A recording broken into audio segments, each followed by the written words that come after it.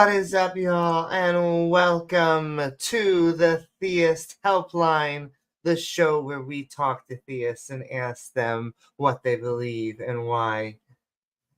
And we are about to jump into it because we have been running on Amy time, and so I have to get in there before they give their announcements and introductions. So please don't forget to like, follow, subscribe. I love you all.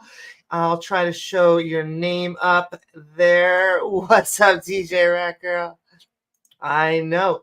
Well, we're going to talk to some hopefully today.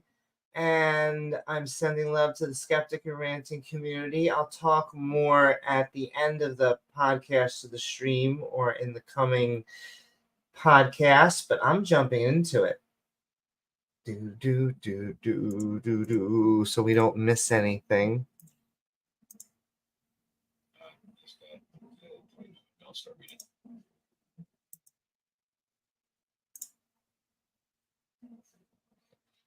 Okay.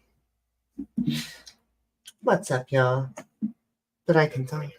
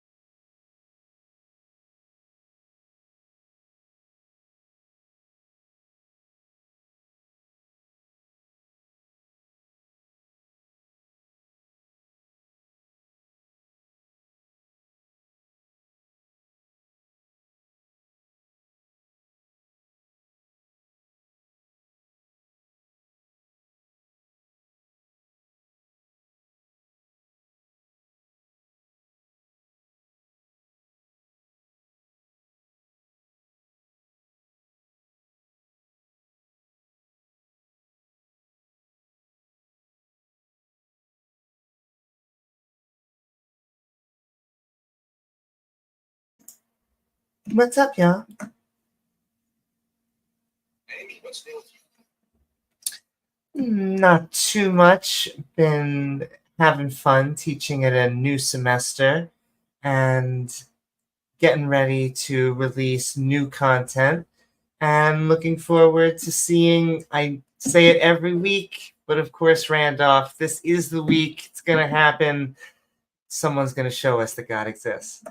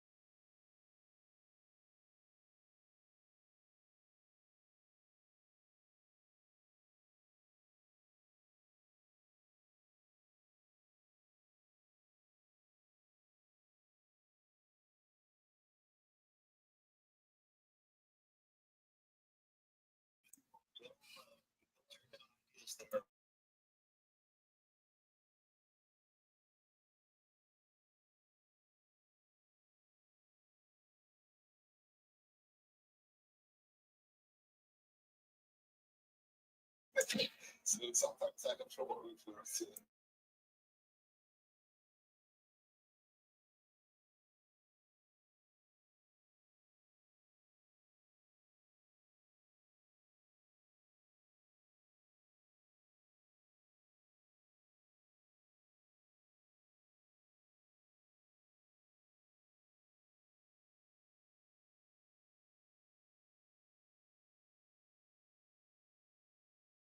Okay, so you got an idea that you think will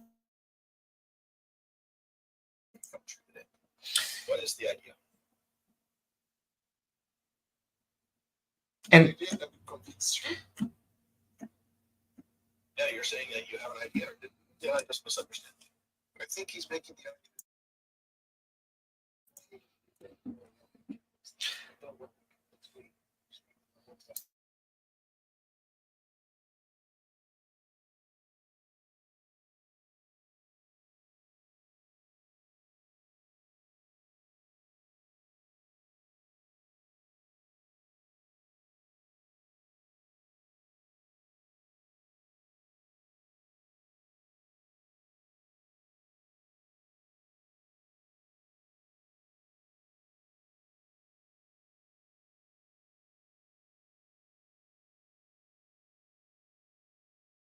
not the game.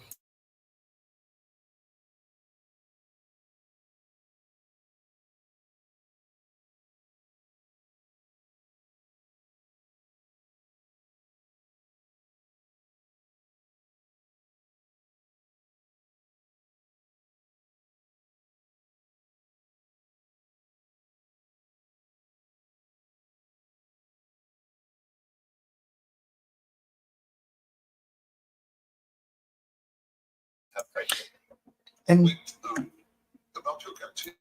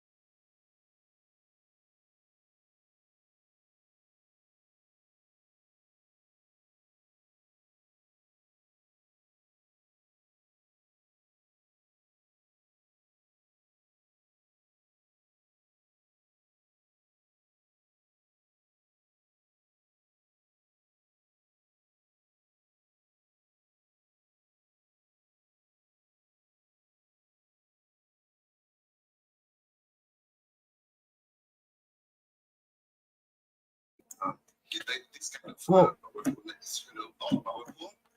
There is most powerful. There is all powerful. yeah, I was gonna ask, Luke, is this just like you mean maximally powerful when you mean all powerful? Because I feel like if you're just trying to make it into something like that, it would still have, it seems, the power to grant Randolph what he wishes. Where did you get this information? That maximally powerful. So, how powerful is God? The most powerful. Fantastic. So then he can also possibly give us attributes that are, if he wanted us to fly around or if he wanted us to see things. Is that a question or an affirmation? That's a question. So can God do that? So let me teach you. No. Yes. He can't. So God is not everywhere at all times. I don't understand. I mean, how do you come to that conclusion from what you just asked? The answer I gave you. Because that's what I'm asking. Is God everywhere? Can he be everywhere at all times? I don't know. I mean, okay, what can your God do? That's the thing, Amy. What I'm pointing out here is that the knowledge from atheists is not good enough to claim that there is no God or to believe that there is not enough evidence for God. So that's the point here. You're asking me a question about God that you should you get to the point there is no such evidence or there is not enough evidence or asking others for evidence for God. I disagree. The answer to that question before you get Because do you notice what happens every time we ask for good evidence for God? You say, oh, well, we should already have good evidence for God. No, the point is, every time we ask for good evidence for God, we don't get it.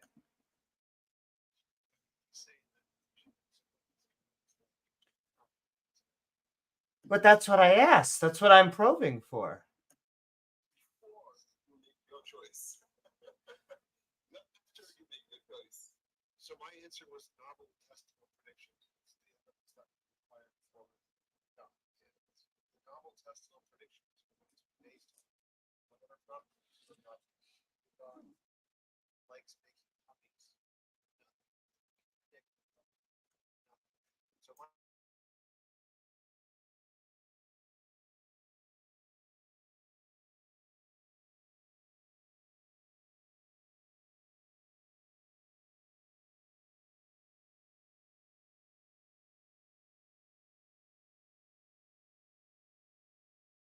Yeah, same thing.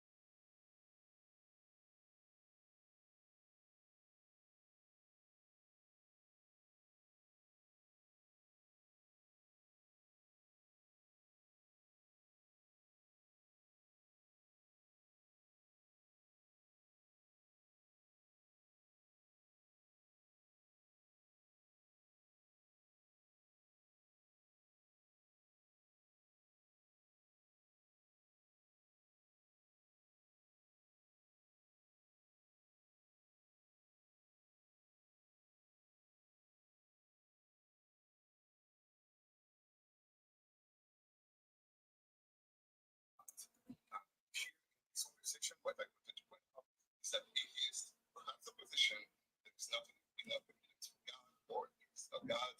These atheists lack the knowledge of God. When they say God, Yeah.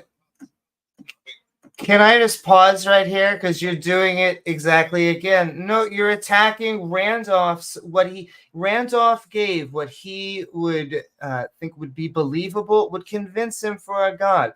T-Jump said the same thing. And each time that they ask you for good evidence for this God, you're trying to attack our knowledge base. Assume no one here. I mean, the Catholic Church is just early Christianity. But let's just assume we don't know anything about the early Christian church or the Vatican, modern day Vatican. All right, what is your God and why do you think he exists?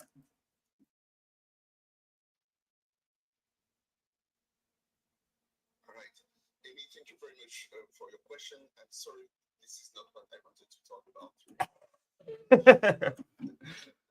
I bet. This is not the subject I want to talk about. I'm not here to teach you about God. I'm here to point out.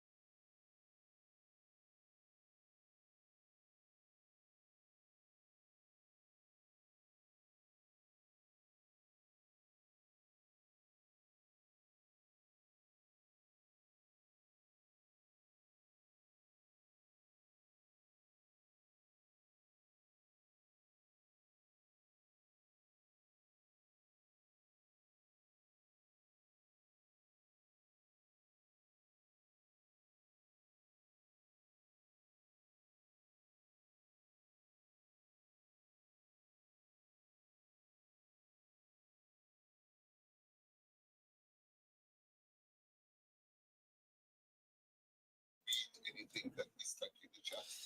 No problem. Okay, good to know. No problem. The only thing most of there was my cosmic challenge to you, but you already know what it is, so it's okay. But yes. That it is, and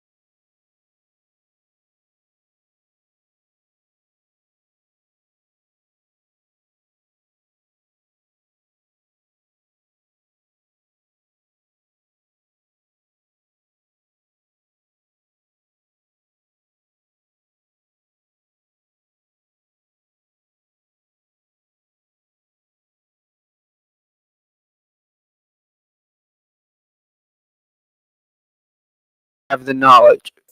Do you guys Then, have audio now? if you are Oh not my willing to goodness. present your God to us, this conversation is moot because you are saying we don't know anything about your God, Did it just and we go say down, yes, we or you don't guys know anything never had about your it? God. Please I'm so present it. And sorry. he said, no, I cannot present it because you don't know anything about my God.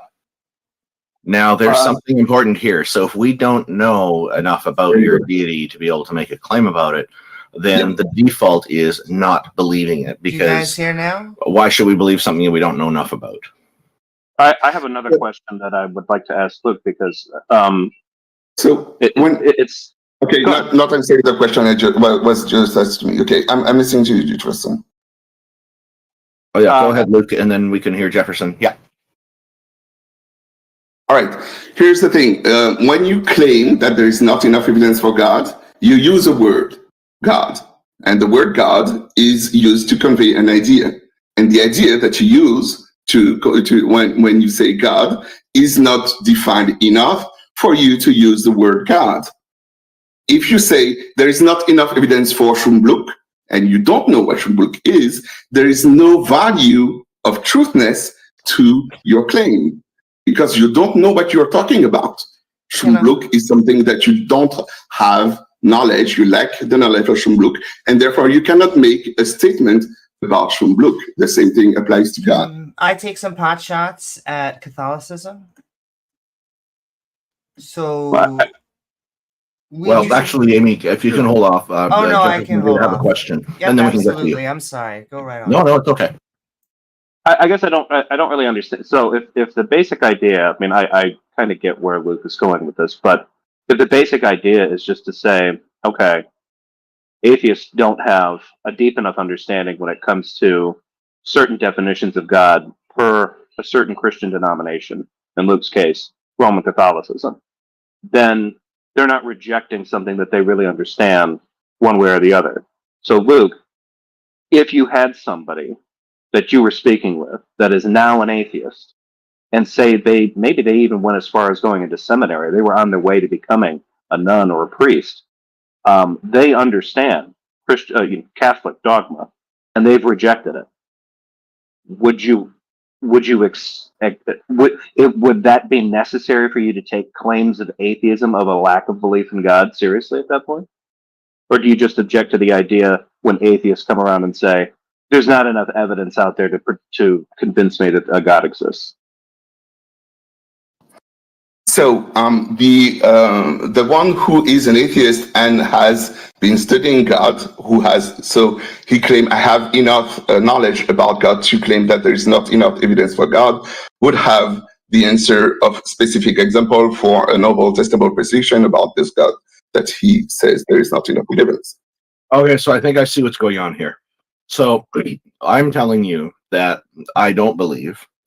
So I need something to, and I told you what I need to demonstrate to me. Otherwise, I'm not saying there absolutely is no deity, but from what you're saying, it sounds like you're expecting there's some evidence. So yes, for those who claim there is no deity, they do carry a burden of proof because they're making a claim.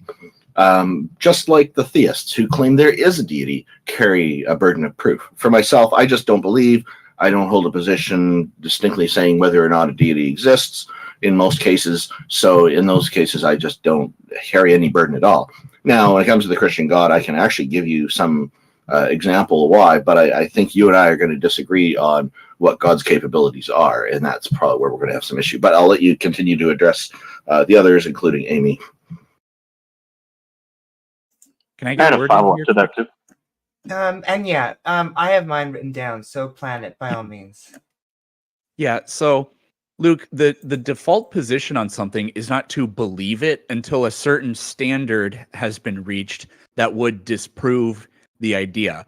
Because Right. if that's the case, then I could just sit here and be like, Luke, do you believe in Shlammalama Ding Dong? And you'd be like, I have no idea what you're talking about. And then I could just sit here and be like, well, since you don't know enough about it, then you can't claim that it doesn't exist. And you can't claim that you don't believe in it either. But that's be careful. Sorry, Planet, be careful. There is not enough evidence for. That's the claim I cannot have about Shalamalaglam Ding Ding Ding, the thing, Shumbluk. I call it Shumbluk. Right. You gave it another name, but that's okay. It's similar.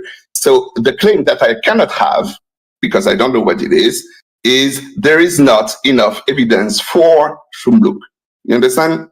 I said that earlier, but did you remember when I said that? no.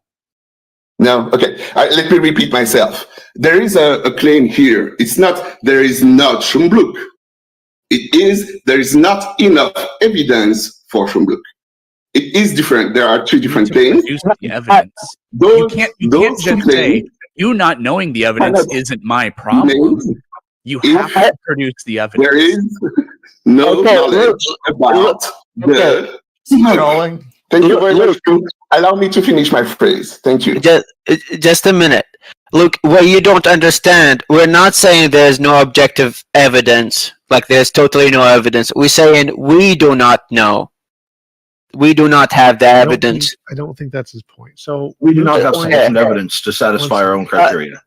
And that's the point. Luke is making a different point. Luke is simply saying that if I come up with a new idea, any new idea, call it Shumbluk, and you said there is no evidence of Shumbluk, there's not enough evidence of Shumbluk doesn't exist, that would be unjustified because I haven't told you anything about Shumbluk. And in the case of coming up with a completely new idea that no one's ever heard before, Luke would be correct. We can't say there's no evidence of something we've never heard of before. But society has a general usage of the term God. God means certain things. It means lots of different things to lots of different people, but it all shares some properties outside of space-time, created the universe, has a non-physical mind, all these things. All of those things have been demonstrated to have no evidence. And so anytime you use the word God, we are going to label that usage of the term to correspond to everybody else's usage in the past history of all humankind, who has also used that word, to have some of those properties that we've already demonstrated do not exist. Now, you may not use it in that way. You may have your own specific criterion that doesn't correlate to how everyone else uses the word. But based on how everyone else in society in the world uses the word, we can justifiably say there is no evidence of God. It does not exist because the criteria and properties that those things have been demonstrated to not exist.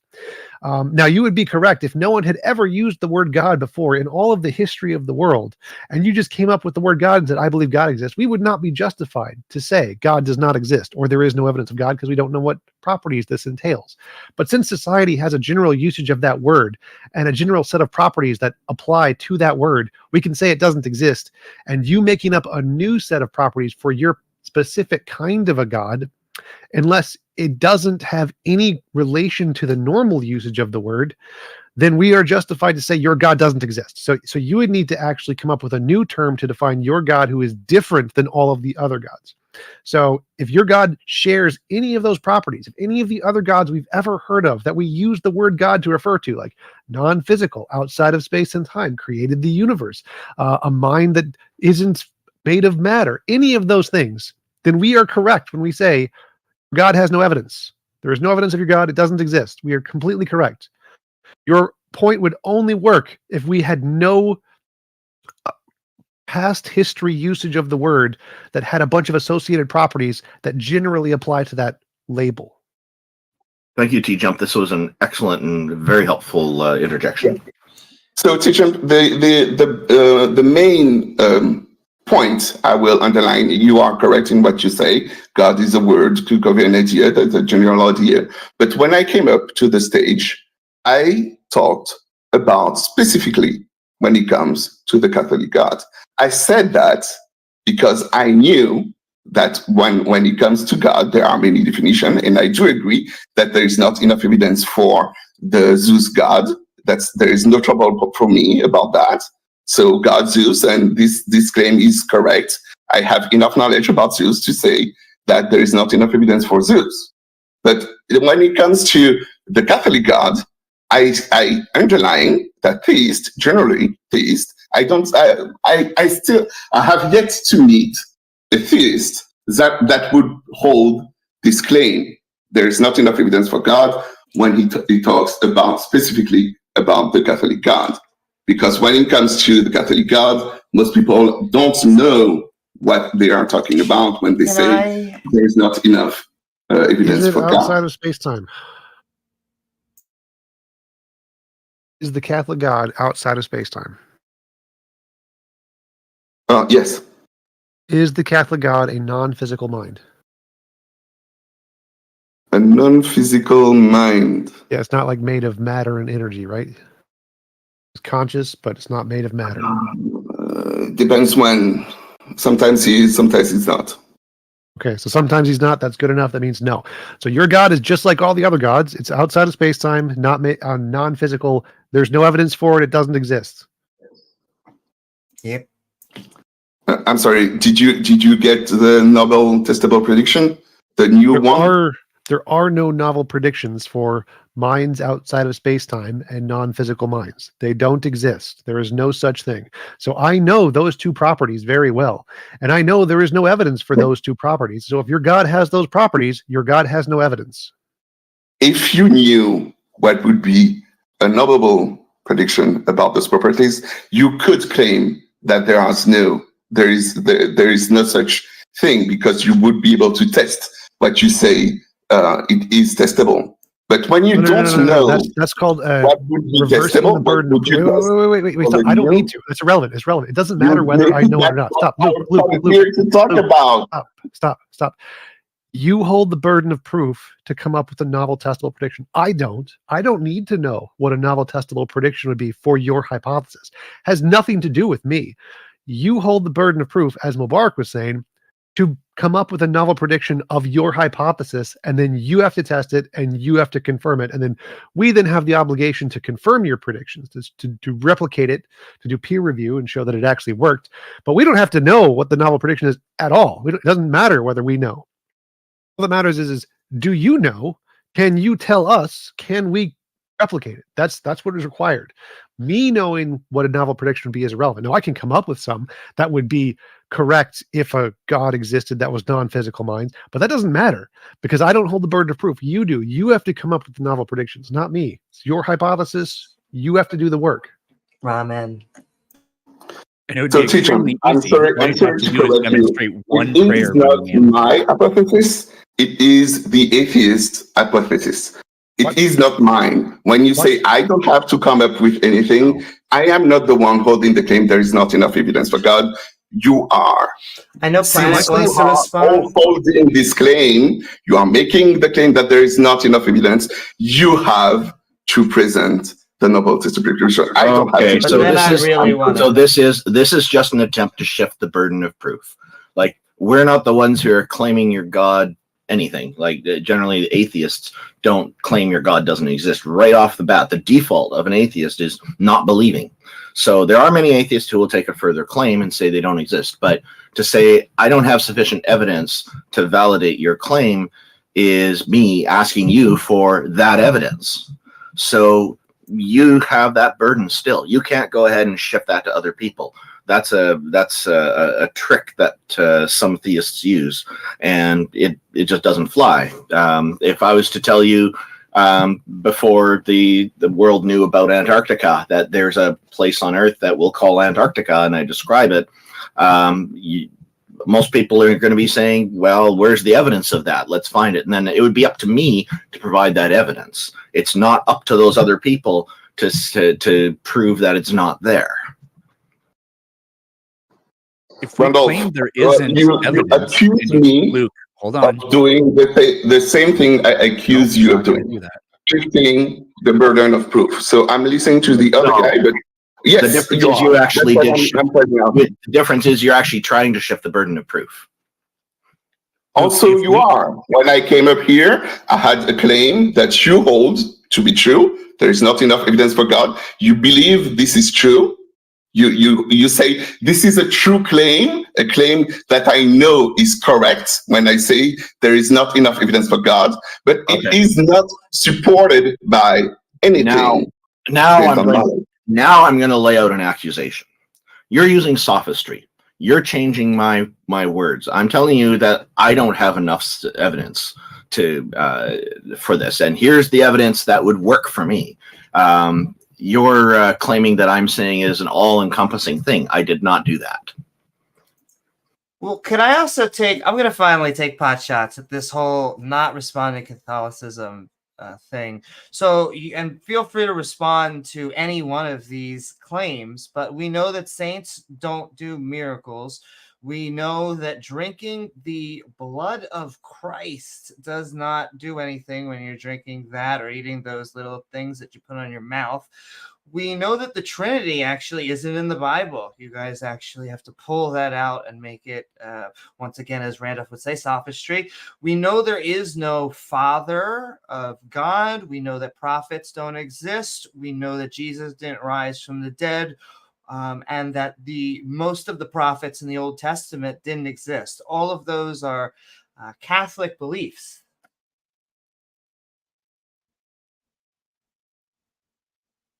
I was going to say that one of the things that started the conversation was Luke had said to Randolph, because Randolph had made the claim something like about being made omniscient, and Luke asked him where he got that from, basically. And while it's not the case, I think there are some Protestant denominations that think that after you die or after humans are made perfect at some point, we attain something like godlike knowledge of his plan and things like that. If you're a Catholic, Catholics don't think that, right? There's a level of knowledge that God has that we as creatures will never get. But this is dogma. This is something that's just debated. So it seems to me this entire point that Luke is bringing up is that the atheists that are saying, I'm not like Randolph's done, and I'm going to steal man Randolph's statement. I haven't seen sufficient evidence for me to be convinced of a belief in God. You are correct. You are correct. Yeah. And Luke is trying to say, the problem is that you are insufficiently aware of Catholic dogma to make that statement. The counter to that, I think. That's correct. That's exactly. Please write it down. You need to produce the evidence. You can't, if we sit here and say we have not seen sufficient evidence, you can't just sit there and be like, oh, well, you don't even know what the evidence would be. That still doesn't make it true. We don't default to true, and you have to produce the evidence. Professor, do you want to answer Planet where he was mistaken? You represented correctly my point. Could you answer Planet where he was mistaken in his statement? I don't know that he's mistaken. I think he's jumped 2 steps ahead of where I was going. I think that the issue that you seem to be having is, and this is a point that T-Jump made, if a person, just because a person does not understand, like in the situation that you brought up where Randolph is saying, what if God could make me omniscient for 2 weeks? And you're like, where the hell did you get that idea from? If you were Catholic and understood anything about Catholicism, which I'm thinking in your case you believe it is, is really the strongest case of Christianity, has the most truth in it, or all the truth in it, then a person like Randolph would not be making that claim if he was sufficiently knowledgeable of Catholic scripture and dogma. The problem with that, though, is that all you have to do is find one foundational aspect of it. So, say the Catholic dedication and devotion to the concept of the Trinity. If you go to even Catholic critical scholars of the Bible, they will tell you, often when you are in seminary, that is not in the Bible, that it is a part of church tradition and history. Yeah. Catholics, though, do base tradition as something like different to the Bible. The issue that can end up running into problems with Protestants is that it's also the scripture. They don't hold to the tradition thing, but that's a complicated thing. But that's where someone was like, well, wait, one of the concepts that the Catholic God has is eternality. And we don't have evidence that a being, a mind, could be eternal. Right? They could just raise an objection to that. They don't need to have an all-encompassing comprehension of all of Catholic dogma to start poking holes and becoming doubtful of central aspects of what the Catholics believe that God is. They could even have a problem with the idea that in the Catholic tradition, they hold that God is all love and merciful. That's part of his basic identity. But then they can see existence of unnecessary suffering, or what they would call unqualified or excessive suffering in the world, and say, well, that seems to contradict, then you start getting into these arguments, arguments for suffering, for atheists. So it just takes one for them to start knocking things down. So I think that you are doing a little bit of a burden shift as you're trying to come in here and go like, listen, atheists, you're not Catholic enough to be able to just like say, you haven't seen anything here enough to convince you. I think that you might be onto something. If atheists come in here and say, if atheists are presenting themselves of like, what are the things you've heard about the Catholic God that you don't buy, that you can't believe? That's different. But the purpose of this room is for you to come in here and convince us that your God exists. Now, if you are coming in here and saying, look, I think that you guys are essentially wrong-headed in the way that you're talking about that, that can be a difference of people talking past each other. So I think most everybody here is on the same page. The issue is most of these atheists here have not heard evidence sufficient for them to come to the belief that any gods exist. And what they're wondering is, what do you have? You simply saying, you just don't understand Roman Catholicism, and if you did, you may not be making that claim. That seems to be what you're implying. That's not enough. I hope I'm getting that right. That's not enough to convince you that your position is unfounded, or is it enough to convince you that you lack the knowledge needed to claim there is not enough evidence for God? If somebody doesn't have sufficient knowledge, they're still justified in not believing something. Right. Provide any evidence. I don't believe you is different than there is not enough evidence. I Right, don't so- believe so you let me because change there that a little bit. isn't enough evidence. Let me change a little bit. I'm justified in believing God does not exist, even though I don't know what your definition of a God is. So long as your definition of a God has some similarity to the usage of anybody else in the world. So if your definition has any similarity at all to any of the other definitions, your God doesn't God exist. I'm justified in believing your God does not exist. God, you're going back to the point where I underline I'm specifically talking when it comes to the Catholic God. Yeah, The start of this conversation is about the Catholic God. This is how, when I came up to the stage, I said specifically when it comes to the Catholic God. And you go back to the general position of what God means. I understand, and I agree with you.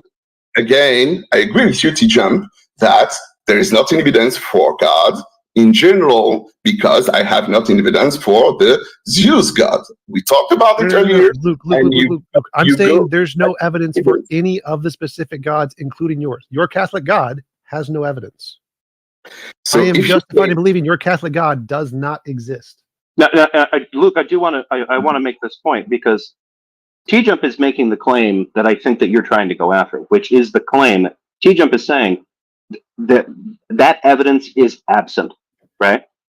Randolph's position and a lot of atheist position is not that they are as strong as T-Jump in saying there is no evidence. What they're saying is when they say there's no evidence that proves a God for me, that's different. They're not trying to say there is an absence of evidence, period, and I am not convinced that God is real, and no one else should be, right? But T-Jump's claim is stronger, and he's making it on the basis of how he is defining, in his previous argument, his notion of the existence of a non-physical mind. And he's correct. There is no evidence for that. Now, if you say, well, that's just a limitation of human concepts or human language, that's fine. But I really do think that you're getting hung up on the fact that people are saying there's no evidence. That's a shorthand. Most of them are saying there's no evidence sufficient to convince me. Luke, Okay. let me clarify. So Jefferson, one second. Luke, one second. Jefferson, you keep saying Stop it. No. Ah, shit! What can I say? Because I'm better at expressing your point. So Luke's argument, he doesn't care about whether you believe God doesn't exist or whether there's evidence of God. Luke's argument is that atheists are unjustified to say there is no evidence for God, and they're also unjustified to say there is no God if you haven't been told the properties of God yet. That's his argument. So if he says any random word, a bloof or whatever, and he comes to you and says, I believe in bloof, you are unjustified to say it doesn't exist, and you are unjustified to say it has no evidence, because you don't know what properties he thinks are in the bloof. That's his argument. And there is not enough evidence. There is not enough evidence for bloof. It's really important, the enough. Because Jefferson, it's the second time you come up with the claim that we are not claiming there is no God. We claim that for us, there is not enough evidence for God. It's the second time you point out that. And I am underlining again for the third time, there is not enough evidence for God. And I'm trying to say that was not my claim. I'm trying to say that is a claim that some atheists make. And that's why I gave the example. T-Jump is not making that claim.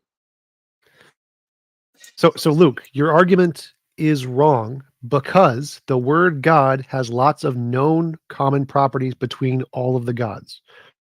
So your God, I can generalize and say your God has no evidence, just like Zeus has no evidence, because both of those things are supposed to be outside of space-time.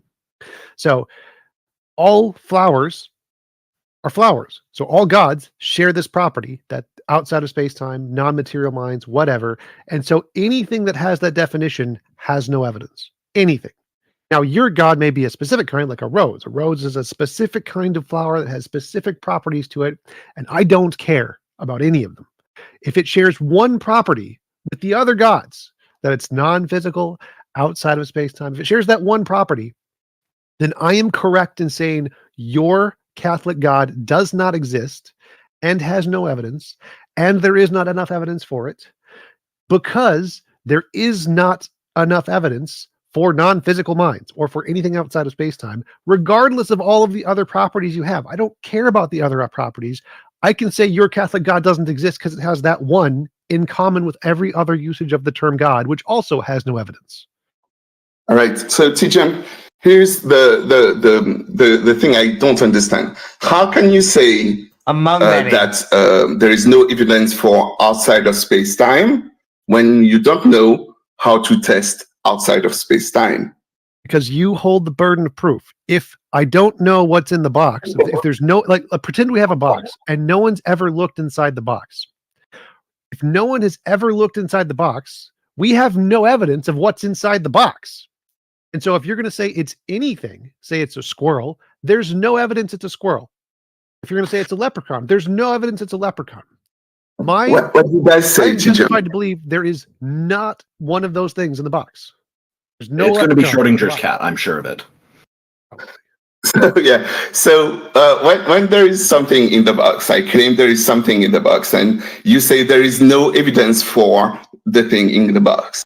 You can hold that claim because you know how to open the box and look inside. I don't know. I don't know how to open the box. I do not know how to open the box. I can still claim there's no evidence of whatever your claim is in the box. If you don't know what you're talking about, you cannot make the claim that there is no evidence. Yes, I can. Yes, I can. Yes, he can.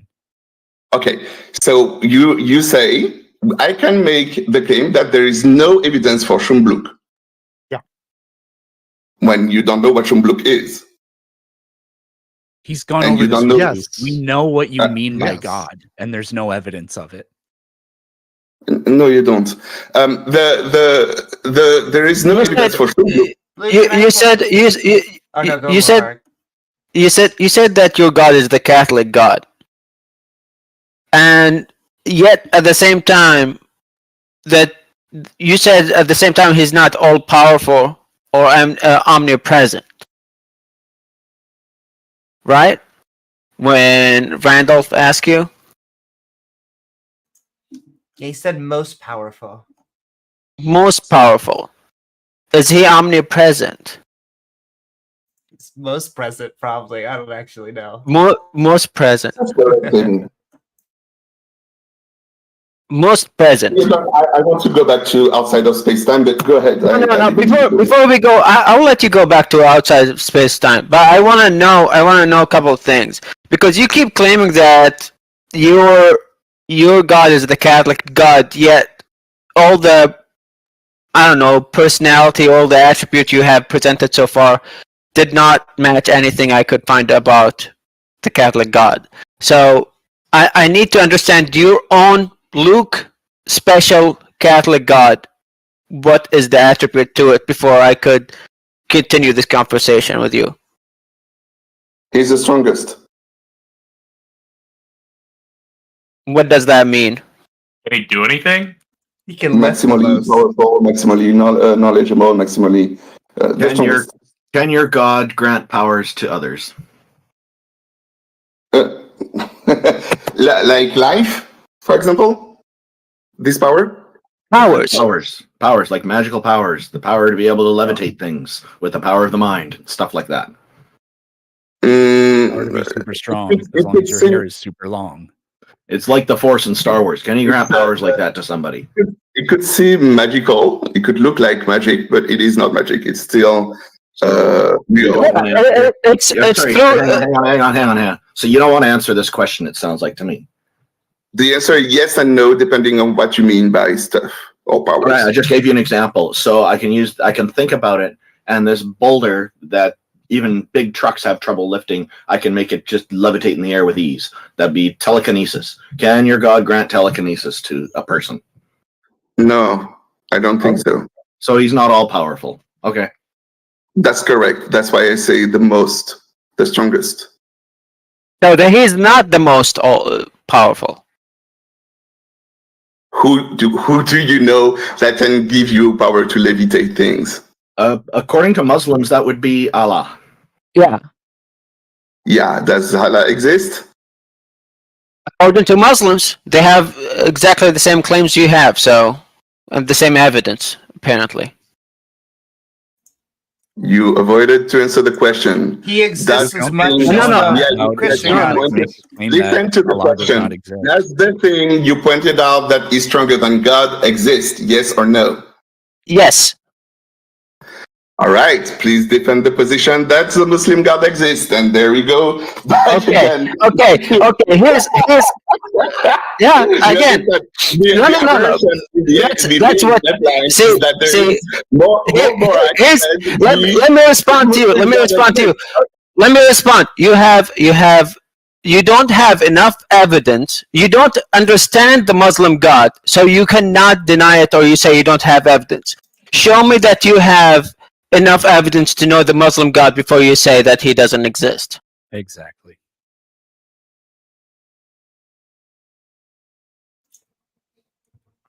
So, Yeah. point of moderation, Luke.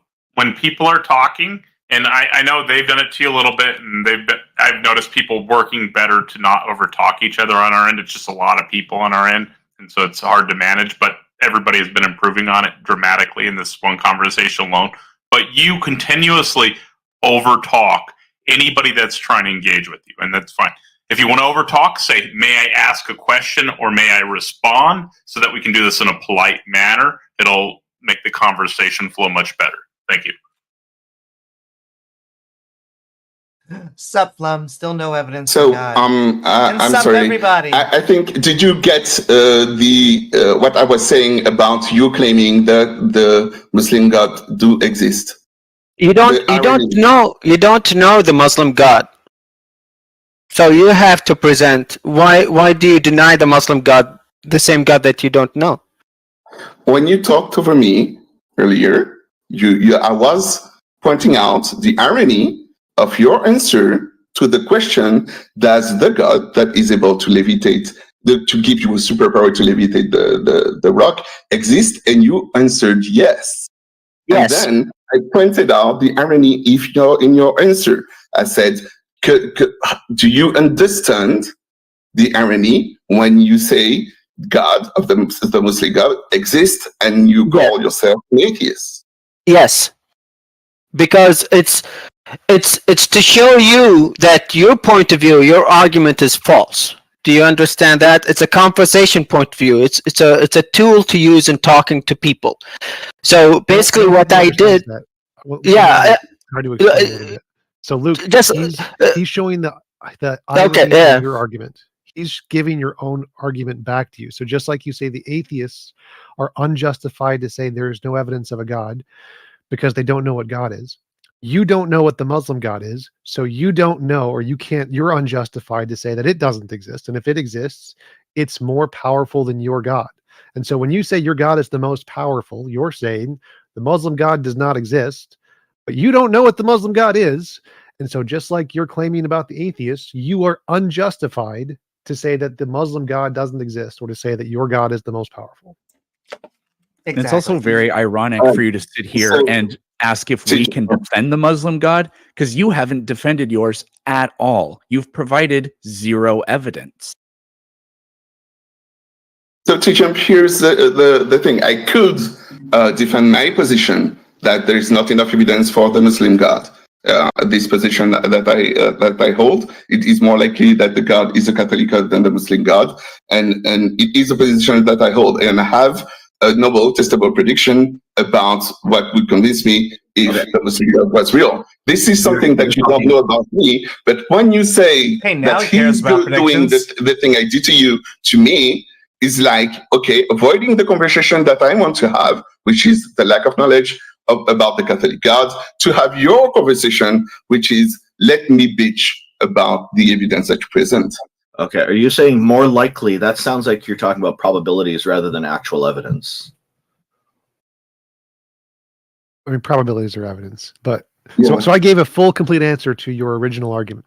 Well, I hang can on, say your Tijan. God does not exist. So, Tijan, he did say he was going to provide actual evidence of this, and then he went on to more likely, which sounds like he's pulling back a little bit. That's kind of what I was trying to flesh out here. Well, evidence is probabilistic, so I don't think that Oh, there's sure. not really Yeah. a difference Okay. between saying it's probable and it's evidence. Because Well, yeah, he was making definitive claim, and then he was saying probabilities. So I just was curious there. But Luke, we can just agree that in this conversation alone, there has been no good evidence for the Catholic God.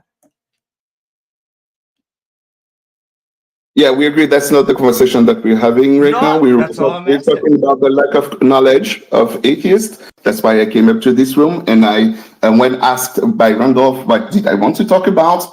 And I gave the subject of there is not enough evidence for God when it comes specifically to the Catholic God is not supported by anything. And there is that's right. I don't have enough. I don't have sufficient evidence. Yes, I agree. I don't have sufficient evidence to prove to believe that your God is real. And I told you what my criteria was because you were interested in knowing what it would take.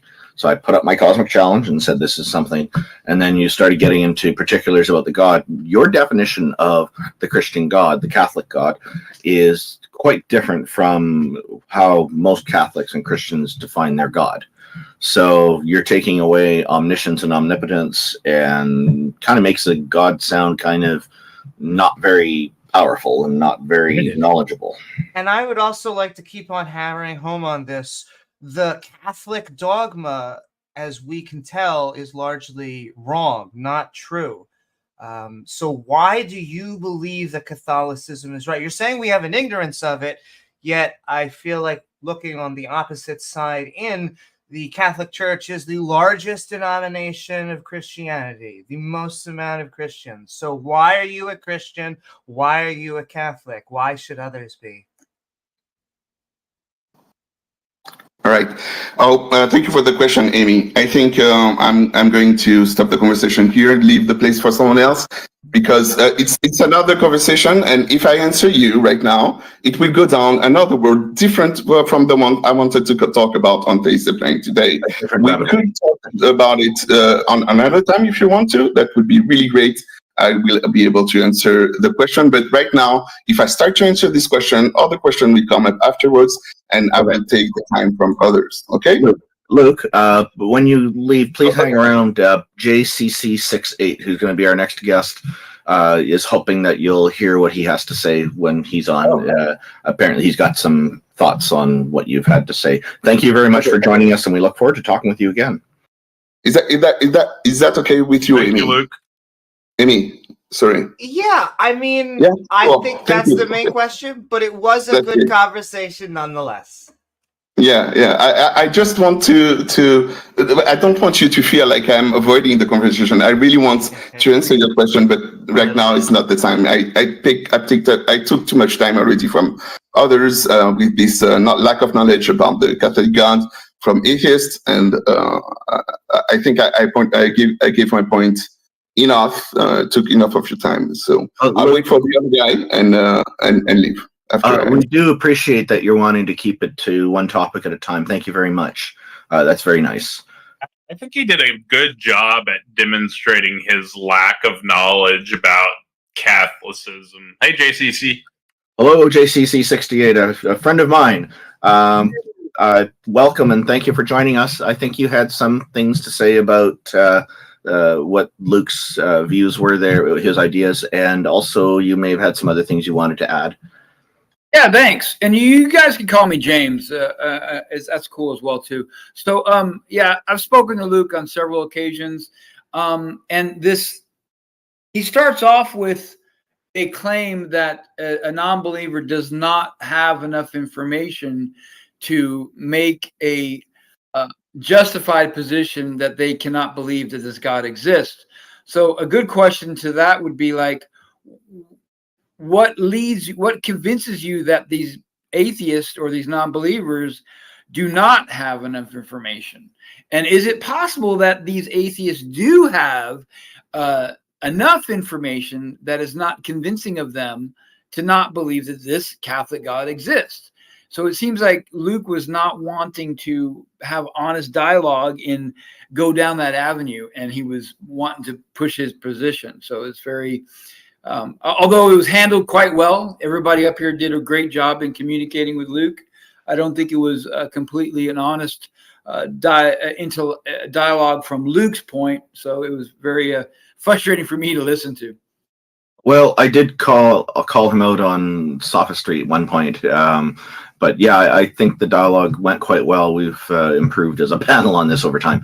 Thank you very much. Was there anything else you wanted to discuss today? Well, I do want to interrupt there for a little bit. So Luke had a valid original argument. His original argument is that it was unjustified to claim something doesn't exist, or that there's no evidence, or that there's not enough evidence for a thing that you don't know anything about. That he is correct on that in basics. If we have, but since we already have some information about God, like the typical outside of space-time or non-physical mind properties, which we know don't have evidence and don't provide evidence, we are justified to say that God does not exist. So his original point was correct. It's just that he misunderstands epistemology on his second point, which is that he thinks it's unjustified to say, or that we're required to be able to come up with novel predictions for his hypothesis. So that part we don't need at all. Yes, I agree, Russ. Oh, and just before I just need to interject for a sec. Jefferson Spatchcock says he needs to get going. Jefferson, did you have any final thoughts before you headed off? We really appreciate you being on with us. No, I thought it was a good conversation with Luke. I think he ended it quite well. Yeah, I think some of it was kind of talking past some of the stuff and maybe not getting G-Jim's point. But no, other than that, I'm good. Thanks for having me on. I'm sorry I can't stay longer, but I do have some things I got to get done today, so I'm going to get going. Hey, thanks for joining us, Jefferson. It's always a pleasure. Jefferson. Yep. Yeah, good meeting you, Mubarak and JCC. I think I know you. I think I may have talked to you on Clubhouse back when that was Clubhouse, and maybe on the SC server in Discord as well, possibly. Okay. And if he's still listening, best wishes to Luke. It was a good conversation. So take care, everybody. Have a fun one. I see Luke in the audience. Yeah, and T-Jump, thanks for pointing out that Luke's argument was correct, was valid. I do think that's important. People get credit for things when they are correct, when they are putting forward something that's credible. Yes. The problem is, by his own argument, if he rejected evolution, he would be presenting a contradictory position. It would be a performative contradiction, right? Which is, he rejects evolution, right? So there you go. As a Catholic? I think so. I think Luke rejects evolution. I think he's one of the, if I'm not, let's pull him back up real quick. Let's ask him. I want to know, because I think he's like one of those, look, you reject evolution, right? Wrong, Jacob. No, you don't? Okay, I'm wrong. My bad. I thought he was another, never mind. My bad. I was going to say, that's the one thing I will actually give Catholic. I'll give them points for two things. They were funding science in the early 1900s, and they actually helped discover the cosmic microwave background energy, and they also believe in evolution. So okay, I will just say that there was a Catholic priest who was well educated who made some discoveries, and there are things like that. I don't know if the church was primarily behind it, or these people actually kind of took it upon themselves to do it. You got to remember in those times that if you aren't part of the religion, it's very hard to get employment too. Like all these amazing painters in these churches, if they didn't profess belief in God, the church won't hire them. So there's question about whether those people truly were religious in there as well. But I think the church was, I think at least the Catholic Church was a bit more progressive than the other religions that were stuck in the old ways. So at least they were willing to try to adapt things and try to fit with current times a little better. And that's partly why they've survived so successfully today. And we'll look past that one bad thing. The TOS loves us. Moving on, it looks like we have more people. Yeah, we've got a few. What's up, Did Dave? JCC have a second point or something? I just wanted to bring up And that Ember, and Logan, I experienced BB, a very reverb. potential Tsunami. life-ending car crash, and I was possibly not completely knocked out, but there was a brief moment where I didn't experience a short period of time, but however, most of it I completely experienced, and at nowhere point in time did I have any Near-death experience.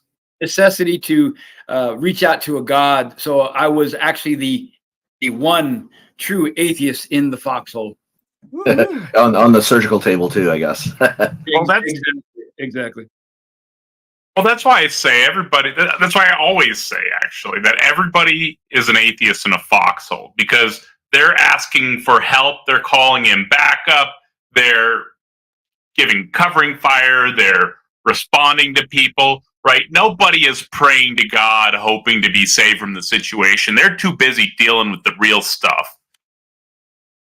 Oh, and by the way, JCC 60, James, I think a lot of it too has to do with what people fill their minds with.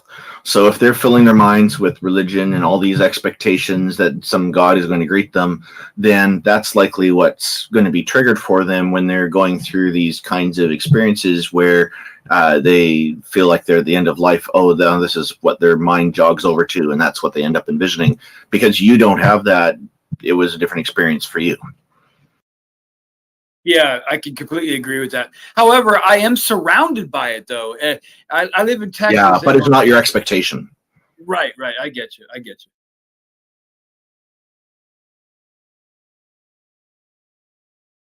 Yeah, hopefully your recovery is going well, James. Oh, yeah, thank you for asking. Yeah, moving along quite fine. However, it's a long, arduous progress. And with my thumb injury, that is the most devastating thing to me because I practice massage therapy. So I'm hopeful to be practicing in 2025. Wow, okay. Oh, well, get well soon. I hope it goes better than you're expecting.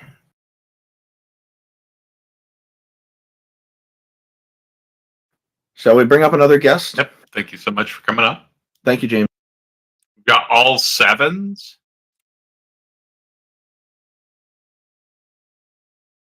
All sevens, welcome. Thank you for joining us. How are you today? Give me 1 second. The app is glitching out. Absolutely.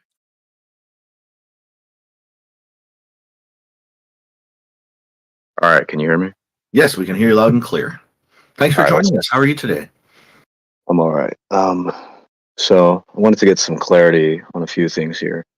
So we all agree that if someone posits a god, right, not necessarily an Abrahamic god, but some god that's the equivalent to something like the phantom particle, which would be something that is apparently part of our universe, can have spatial coordinates, but doesn't really physically interact with anything such that there are observations we can make that are more expected on the hypothesis that it exists as opposed to the negation to that hypothesis, that we would be agnostic on that, right?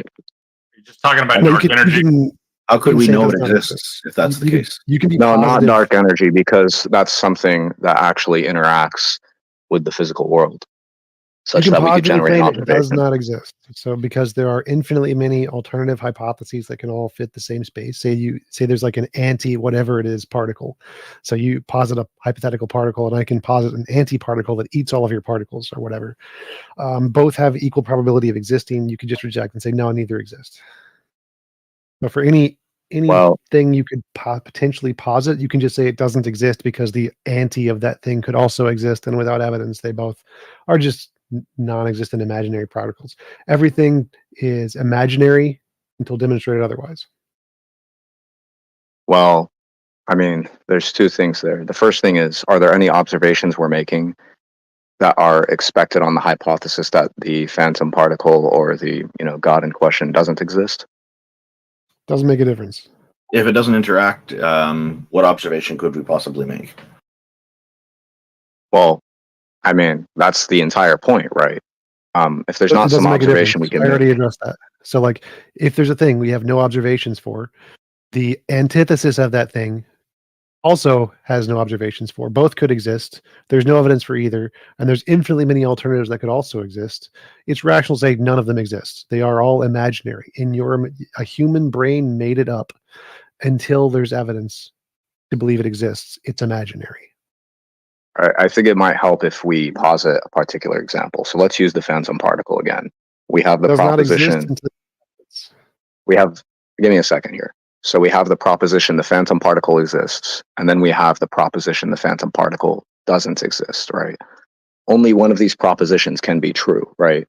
And you'd say that if there's not an observation that's more expected on one hypothesis over the other, that we can't ascribe a probability to one being true over the other, right? No, we can say it does not exist. It's a figment of human imagination, like everything else that people have come up with, because there's another factor there, which is humans make stuff up in their brains all the time. Is that a very common thing? Yes, that's an extremely common thing. So for anything that you posit, I can say it's highly likely just a thing in your imagination, and I'm highly likely to be correct. So I have a good evidence to conclude it does not exist, because there's this thing called the human imagination that makes stuff up all the time. And the only way to really justify belief something exists outside of our imagination is to provide evidence for it. So if there's no evidence, I'm highly justified in concluding it's just a figment of your imagination. Well, is what's being said that the fact that it was imagined up by a human is an observation that's expected on the negation of the hypothesis? No, it's irrelevant. Never said it was. I mean, look, if there is a mixture of evidentiary and perhaps some pragmatic concerns insofar as What are you're not even addressing my point. My point is that humans make stuff up. Of all of the things that have been imagined to exist, the vast majority do not exist. Therefore, for any given thing that is imagined to exist, it is more likely it does not exist. Conclusion, anything you say, like the phantom particle, likely does not exist. So I'm justified in concluding it does not exist until you provide evidence it does. So real quick, all sevens, are you just presenting a phantom particle hypothetically, or do you have an actual scientific model of the universe that's projecting through mathematics? No, I already said that. No, I already said that the phantom particle doesn't make predictions, and there's no predictions that seem to work against it because it doesn't interact with any of the four Everyone's forces of the justified in universe. dismissing it, including you. Well, so his argument is that he's arguing that it's irrational to say it does exist, and it's equally as irrational to say it does not exist. My argument is no, it's rational to say it does not exist because we have other forms of evidence of humans making stuff up and it not existing. There's quite a bit. Yeah, I actually want to touch on that. So you said that there are a lot of things that people imagine up, and that most of them, as you say, have been demonstrated to be untrue. So it does sound like what you're saying is actually compatible with what I said before, which was that the phantom particle is less likely to exist than not because the observation of people having imagined it up, right, is less expected on the hypothesis that the phantom particle exists than the negation of the hypothesis. Is that basically what you're saying? No, because if the phantom particle exists or the phantom particle does not exist, the part of people imagine it would be equivalent on both. So it has no evidence whatsoever. What is evidence is that the probability of humans making stuff up and being wrong is so significantly high that we can default to anything humans make up without evidence. It does not exist. And so whether or not the particle exists or not is irrelevant. What matters is, well, did we come up with it in our brains? Yes. Is there anything beyond that to believe it exists? No, and it probably doesn't exist. Well, wait. I'm a little confused here now because now you just said that the reason that what I said would not work on your view is because the imagining of the particle not existing, as you said, is the same. So, I'm not understanding why one proposition has a greater probability of being true than the other. After Is it T. that- Jump Imagining responds something on doesn't what I exist is questioned. not the same as imagining something does exist. We know that people make things up. We don't know that particles that can't be detected exist. So for being good Bayesian reasoners, we are justified in claiming it's more likely that somebody is making something up. All right, pause. Let me catch you guys up on his argument. So his argument is that if someone imagines the particle exists, I'm saying it's unreasonable, where we should think it does not exist because it's just a figment of imagination. And he's countering with, well, what if I imagine that the antiparticle does not exist? And then you could say, I'm unreasonable, or I think that hypothesis is wrong, therefore it does exist, or it's more likely to exist because someone imagined it doesn't exist or something. So he's trying to make a mirroring argument and saying that you would be equally justified if someone comes up with the hypothesis that something doesn't exist, then you would be justified in believing it does exist simply because humans making stuff up is wrong. That is incorrect. So the default hypothesis is when you're discussing reality and imaginations, we can't imagine something into existence. Saying something doesn't exist, totally fine, 100%. But you can never be justified in believing something does exist about reality based off of anything in our imagination. If you want to say it doesn't exist, A-okay. Saying it does exist, can't do that. I just want to start by saying I'm not ascribing any particular probability to the phantom particle existing. I'm basically just putting forward some hypothesis that is logically possible, which means that there is a non-zero probability that it exists. And B, trying to analyze if... My question to you really is, why are you trying to ascribe this to the label God? Like, I'm looking this up. It seems like it could be a hypothetical form of dark energy, which would be the thing that is pushing everything out. It's something he just made up on the spot. It's just like a God.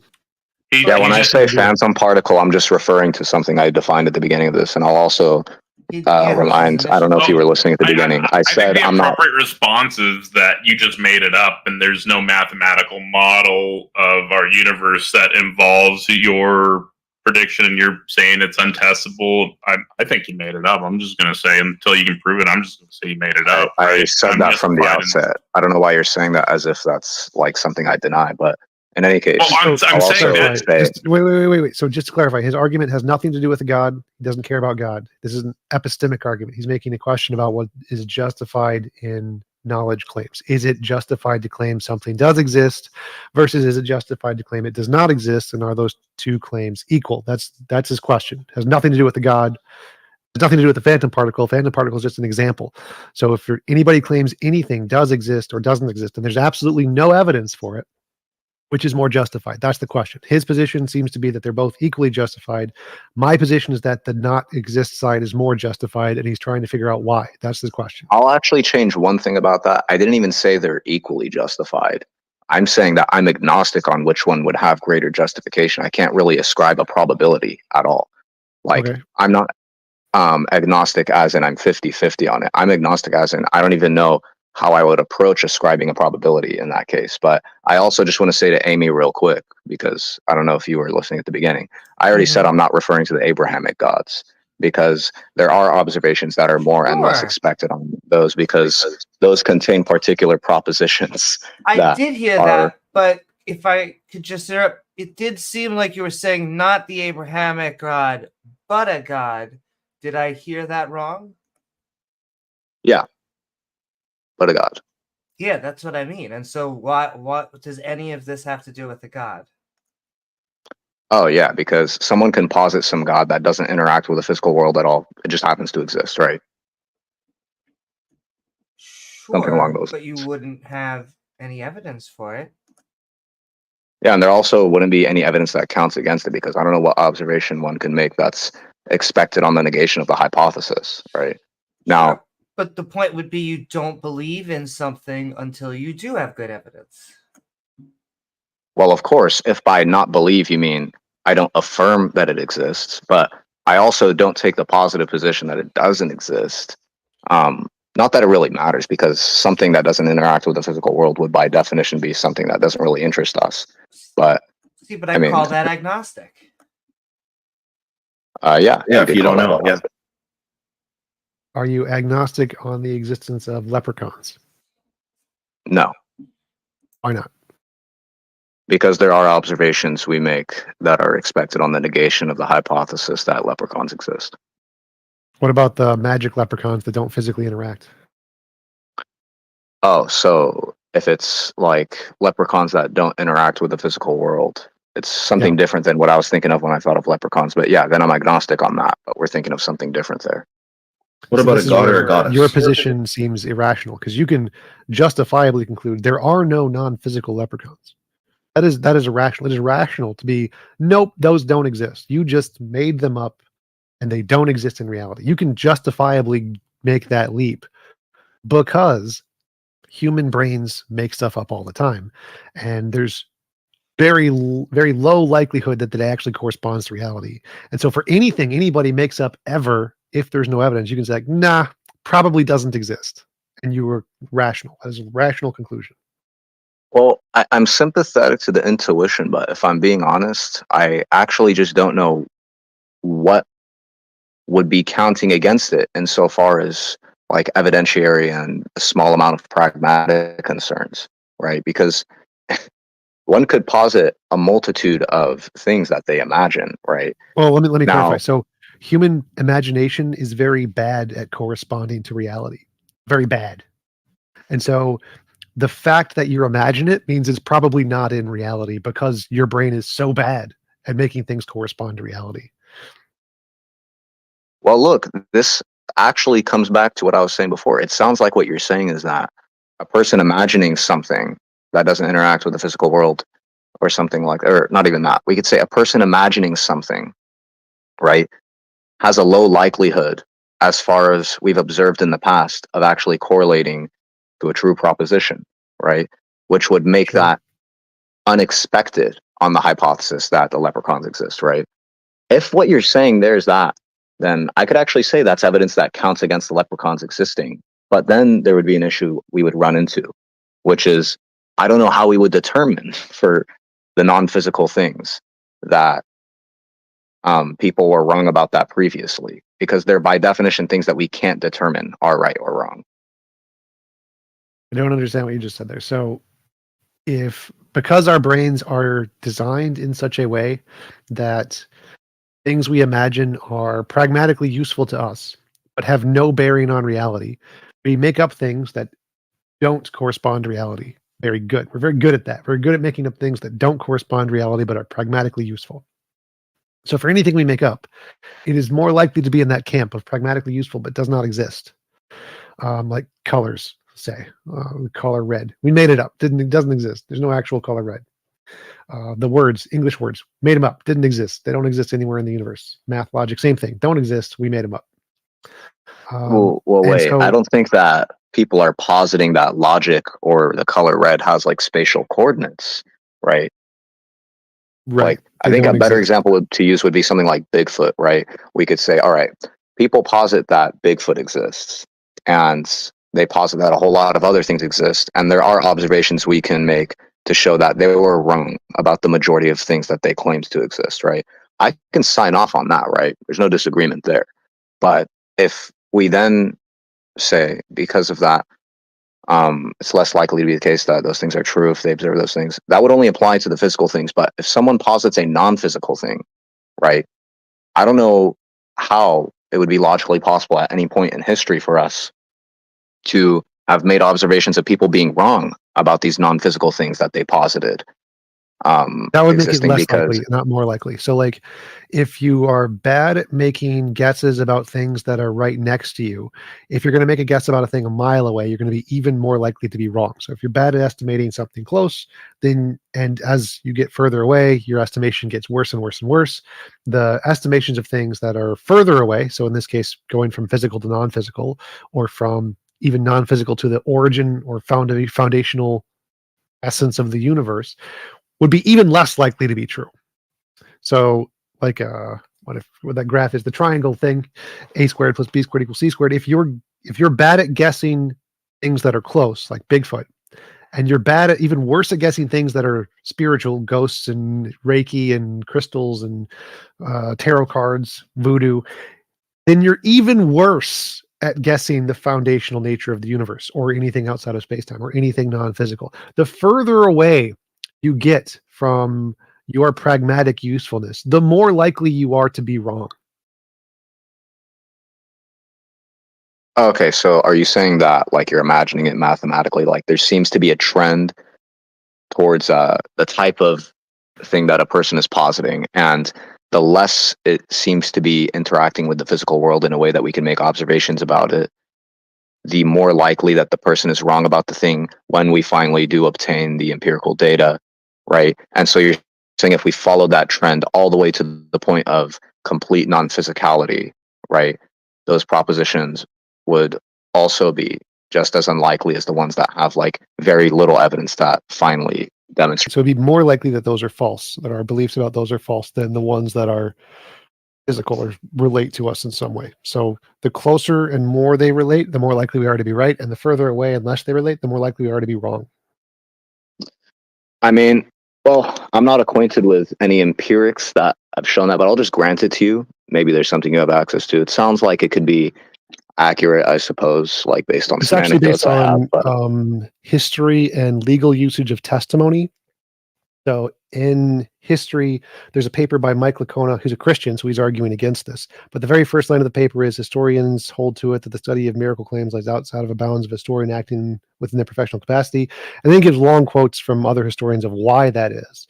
And in the explanation of why, testimony is not evidence of things that don't already have an empirical basis, like miracles, magic, mythical creatures, paranormal, supernatural, etc., because humans are so bad at getting those things right. It's normally just an unknown natural phenomenon that they didn't understand or something. And so testimony of things like I saw a dog, or that guy killed that guy, or there was a guy named Caesar, perfectly fine, because that's close into the realm of things that relate to us.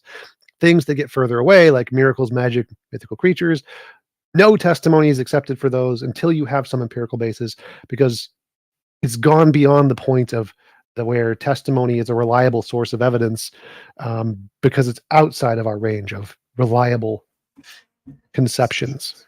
And just to build off what T-Jump was saying, because we do want novel testable predictions, we do want to have an epistemology, I think, based in skepticism. And I can't think of any example where we say, I don't know, and then it makes us just fill in the blank, or then say, well, then it's true. And thus, when we don't know something, we must refrain from believing in it until we have sufficient evidence to push us over.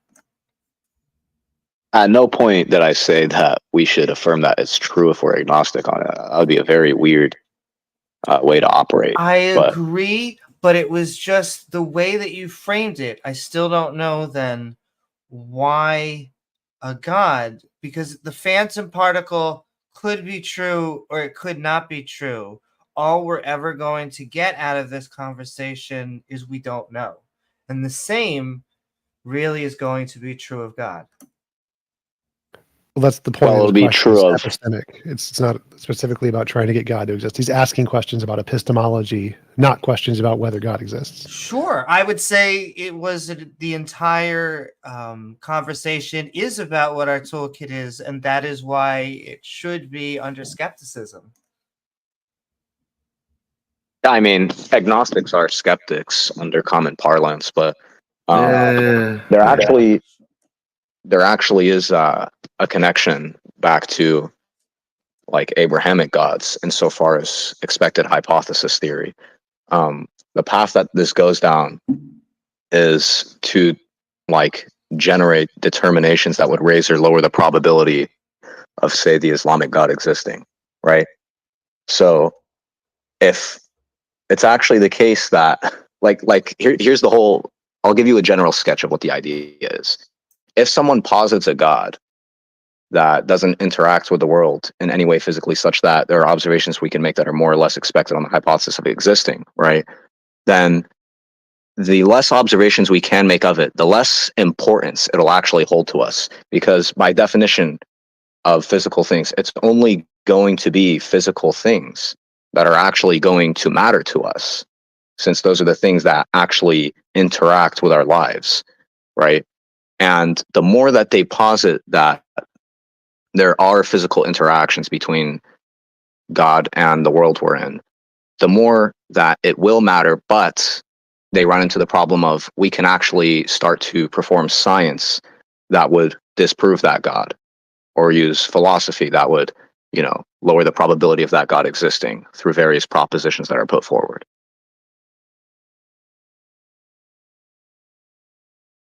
Does that sketch make sense? What was the conclusion? I'm not really. Well, the following. conclusion is that there are religions or gods that could be posited that at least I would be agnostic on.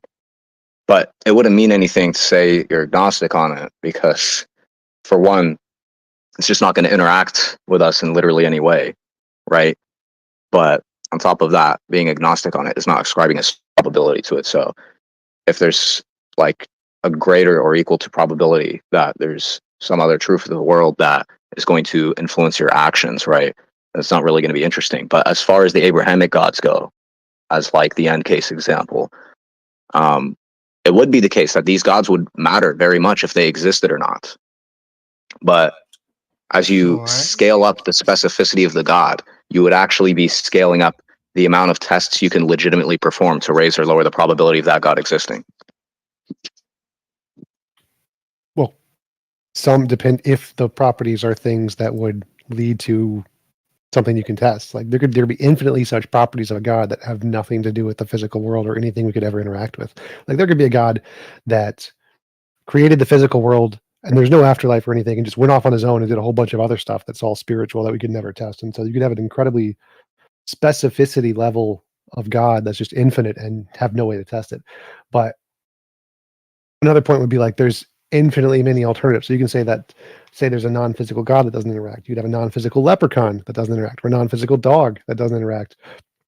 You're taking things that we understand and know about, and then like in our physical world, and then making an analogy and saying, well, what if there's something like this in a non-physical world? Like some other plane of existence or something. So you're taking the physical stuff we understand and then trying to apply it to a further away realm. Like I was saying, is just less likely to be true. It's more likely that our conceptions or analogies just literally just don't apply in whatever realm you're talking about. It just doesn't, even if that realm exists, the way you're trying to make an analogy probably just doesn't work at all. That's more likely to be the case. Yeah, I mean, I guess I'm just not particularly convinced of that part with the purely non-physical things because I don't know what observations we can make about the non-physical claims being made such that we could prove that they're more often wrong than right because, like, in the first place, they're not provable in either direction. That's the thing I'm a little hung up on. But, I mean, I don't think there's a big disagreement between us. It's just, like, maybe a difference in norms so far as our epistemology, that sort of thing. Well, so I would give it one more shot. So if there is a non-physical realm, like kind of think of the non-physical realm as an extra dimension in the universe. When we try to apply our knowledge of how things work around us to the super tiny or the super big things, it fails drastically. Like trying to apply Newtonian mechanics to space-time doesn't work, completely fails, doesn't work. So when we take the things that we think of in our normal pragmatic lives, like consciousness or dogs or souls, whatever, and we try to make analogies of this in the spiritual realm, like a soul, like a god, it's more likely that even if there is a spiritual non-physical realm, that it bears no resemblance whatsoever to our current pragmatic states of consciousness and the way we live. And so when you try to take our lives and say we have a soul or whatever, and say we're going to have an afterlife where we can have conscious interactions and speak to people, it's more likely that that is false. More likely that if there is such a realm, it bears no resemblance to us whatsoever. And because there's infinitely many possible ways, alternative possibilities of the way the afterlife could be that are mutually exclusive to the way that is. And the probability that yours is right when it's being constrained by the analogies of your human brain is more likely to be wrong than if somebody said, there is a supernatural realm, but it has absolutely nothing to do with anything you just said because it's not analogous to human life. That is more likely to be correct. Well, there was something that you said there that seemed a little promising. It was that one can posit a whole multitude of hypotheses, and they're all incompatible with each other, meaning only one can be true. And Yes. by there being so many, we can say perhaps that the probability lowers as you introduce more incompatible options. Perhaps I could see something like that, right? Although, I mean, I guess like a person could get around this by positing that the phantom particle is compatible with all other like schmantom particles and whatever else they want to posit, right? They could just posit compatibility. But if there is an incompatibility, then sure, I could see that lowering the probability. Right, and that's one of the examples I used earlier. I said for every thing you could exist, for posit to exist, there could be an anti-thing, like an anti-phantom particle that eats all of your phantom particles. You can't say that's compatible because by definition it's not compatible. And that's just one logical example. There could be like a particle that prevents all other particles or something, or one that has like matter to antimatter or whatever. And you could make up infinitely many such things for any given hypothesis. And there's no reason to think any one is more likely than another. And because all of them are mutually compatible with each other, the probability they're all wrong. One might be right, but you're rationally justified in saying no, they're all wrong. Which is why I'll keep on saying we should have an epistemological worldview of skepticism and not believe anything until it actually has good evidence. Everything is imaginary Well- until demonstrated otherwise. Exactly. Well, I'll just add, Amy, that being agnostic is not believing in something. Like, No, I mean, For I'm example- an agnostic atheist. It just seemed like, so it's your very specific phrasing of not the Abrahamic God, which I get. I'm friends with, pagans and non-traditional monotheistic. A lot of time they're often more liberal and more friendly to us. My point would just be that I think that we haven't been shown evidence for any type of God. And so a lot of people sometimes come in here and will say, well, I believe in a coffee cup and the coffee cup is my God. Are you all theists now? And so it's like, well, it's not really the type of God. And so I understand when we're trying to understand what convinces us and what our beliefs is and what our epistemology is. I think we don't have to jump the gun when there are things out there. We, just like you were saying, we can be agnostic. It's not defining a position, but I just want good evidence. That's what I think we all want. yeah, I don't disagree that, under my norms, and I guess you have the same norms, that one should have evidence before holding a positive claim. Like that's in agreement. And I mean, yeah, probably not too much else to say other than if it's like okay with you, I'd like to stay up here in case there's any theists that come up. But if you don't run the room like that, that's fine. That's a Randolph and Taco decision. Yeah, that's not how we do it. We would normally be bringing people on. We'd have to get to know them first before we bring them on as regular hosts. So, but we do appreciate the offer. People do like to try to have multiple guests on. And the problem is that we've encountered with that is it very often ends up getting very heated. So this whole show is focused on one guest at a time kind of thing. The few times we've brought on multiple guests, it's pretty much every time it's turned into a disaster. So we just don't do that. Unless it's a Barthologist in LSF. Yeah, well, he's a disaster of his own. Well, thank you for coming up. Sorry, I'm coughing here. Thank you very much for joining us, all sevens. Yep. If anybody else would like to come up and chat with us, if you think you can prove a god or some supernatural goddess. thing, Yeah. or Goblins are- Bigfoot, various cryptids, we'd love to hear from you. Oh, Luke wants to come back up. Sounds good. Yeah, just until someone else Welcome back. raised Welcome their back. hand. Hey, I'll be Luke, looking welcome into back. the chat. Can you Thank turn you. off your video, Luke, or we'll just? Oh, okay. Thank you for coming back. Yeah, welcome. So I'm here just waiting for someone to raise his hand, just entertaining the atheist with the claim of God and the prime mover argument. That would be the claim I will. Prime mover argument. Okay, so maybe you want to just lay out what the prime mover argument is for us then, so we're all on the same page. Yeah, what happened? Jim said something and he left. He could not hear, so I assume he's rejoining to okay. get his sound Cool, back. cool. Do you get me now? Yeah. Can you hear me now? Okay, so Luke, Okay, you're so raising the the prime mover argument. So maybe we you'd like observe to maybe you'd like to things. just tell us what the prime mover argument is. We there should be some kind of base to the existence of thing. If we don't have a base that is not created, so a mover that is not moved, then things there is no reason for things to exist. Where is there something instead of nothing? That is a question answered by the prime mover argument. The argument is saying that there is a mover, something. Some entity. Okay, that, so I just looked this up on.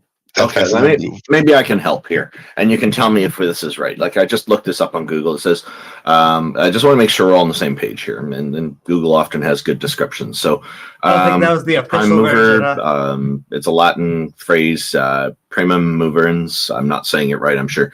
Is a concept advanced by Aristotle as a primary cause, or the first uncaused cause, or mover of all the motion in the universe.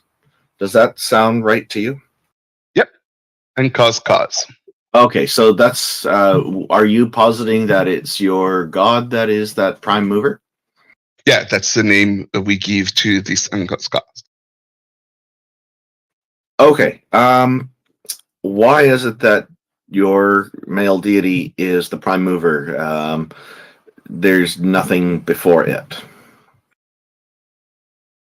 Why is there nothing before it?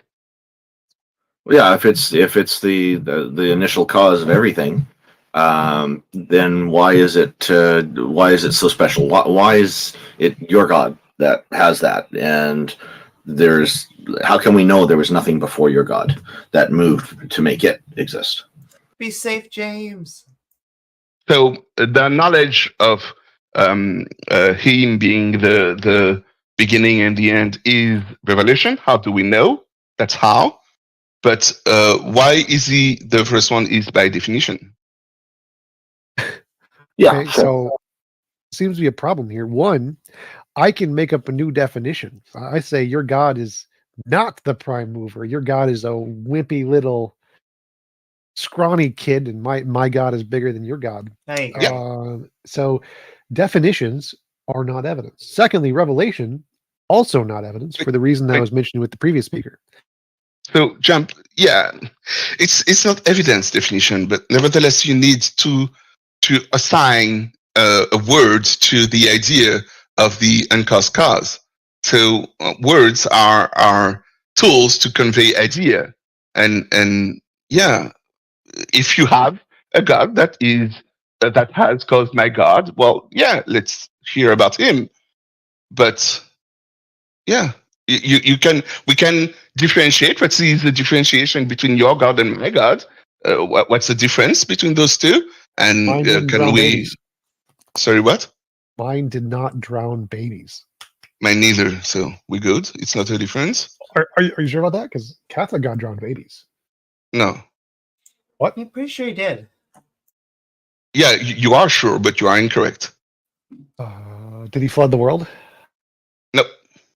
No, he did not do that. So did he What? lie? Did he lie in the Bible? What do you mean lie in the Bible?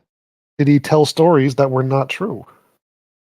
Yeah, there are fictional characters in the Bible, yes, and stories that are not true, like l'Iliade and l'Odyssée or Fable de La Fontaine, these kind of stories. So when it says every jot and tittle in this is true, and then it says this is fiction, so it's not true, that's a contradiction. What's up, Shane? And does the Bible say that it's true? That every word in the Bible is true? Okay. What is the Grimm brothers? In English, in French, we have Fable de la Fontaine, but They made a bunch of fairy tales, and they became quite famous for it.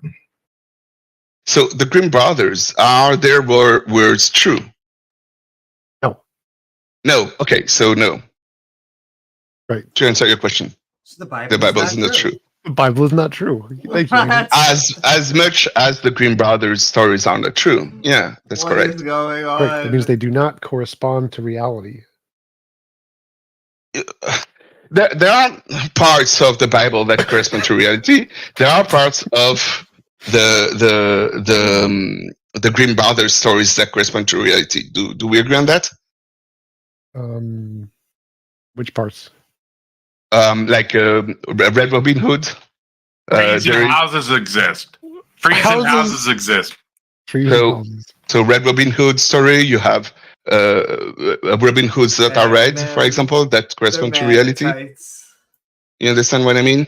Yes, the actual red dress. There are red dresses that exist. Yes. Yeah, in that sense, it's not false, right? Yes, Taco already got that with the trees and the houses. That's why Taco mentioned trees and houses. Yes.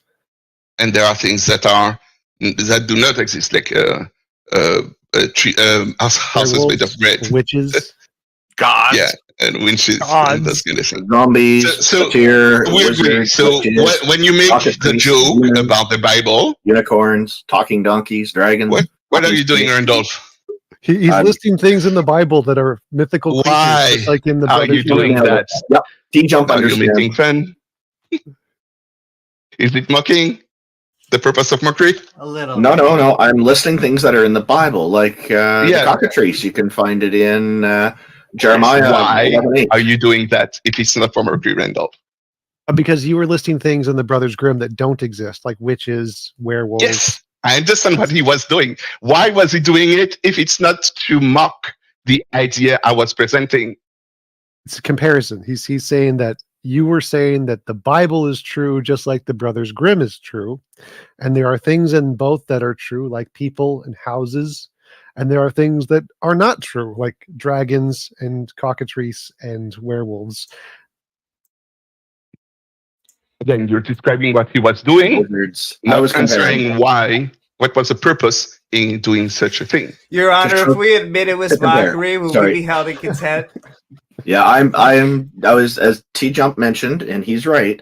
It was comparative, and you're listing these things just like he said in the Brothers Grimm stories. I'm listing these things from the Bible, so these things are not real as far as we know, and the same with the Brothers Grimm. As far as we know, those things are not real. So we're seeing similarities here. I'm pattern matching. I'm a human being. It's what I do.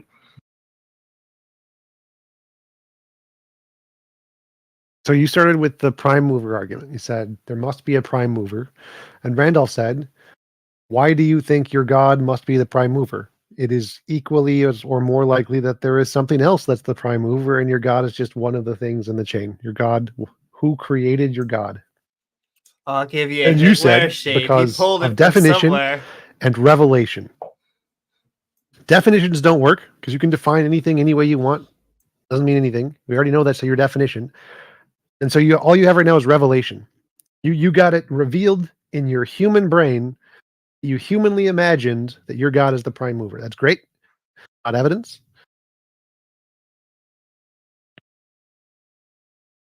I'm sorry, do you have better evidence that I am wrong, or Yes. are you just criticizing the one? Okay, what is the evidence that you have that your God is different? How is he different than mine?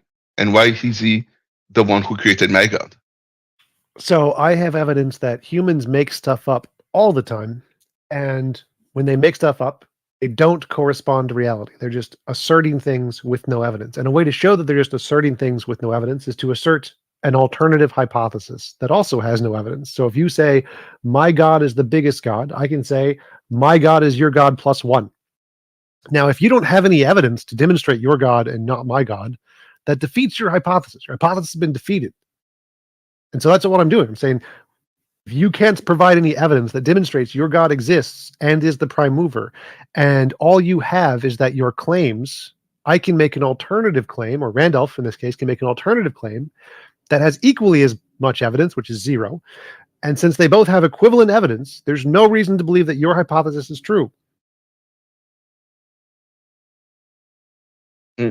Your claim is unsupported. Do we agree? Yes, or do we disagree? equally as supported as yours, which is unsupported. It is unsupported. You know what you say, you claim to be true, is unsupported. You agree with that? Well, it's equally as supported as your claim. Jump. That's the claims, which Jump. therefore means I'm not it is talking about unsupported. equally.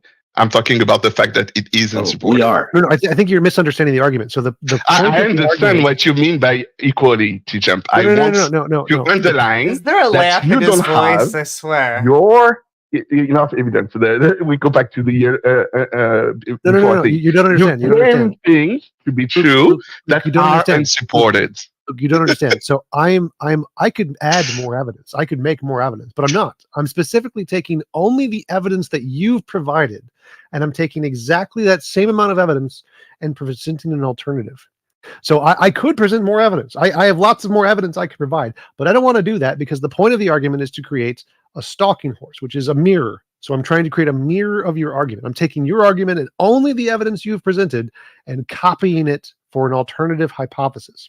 So I could present more evidence, but that would defeat the point of the argument because the whole argument is for me to only use the evidence you have provided to show I can make an alternative that is Hey, equal Matt.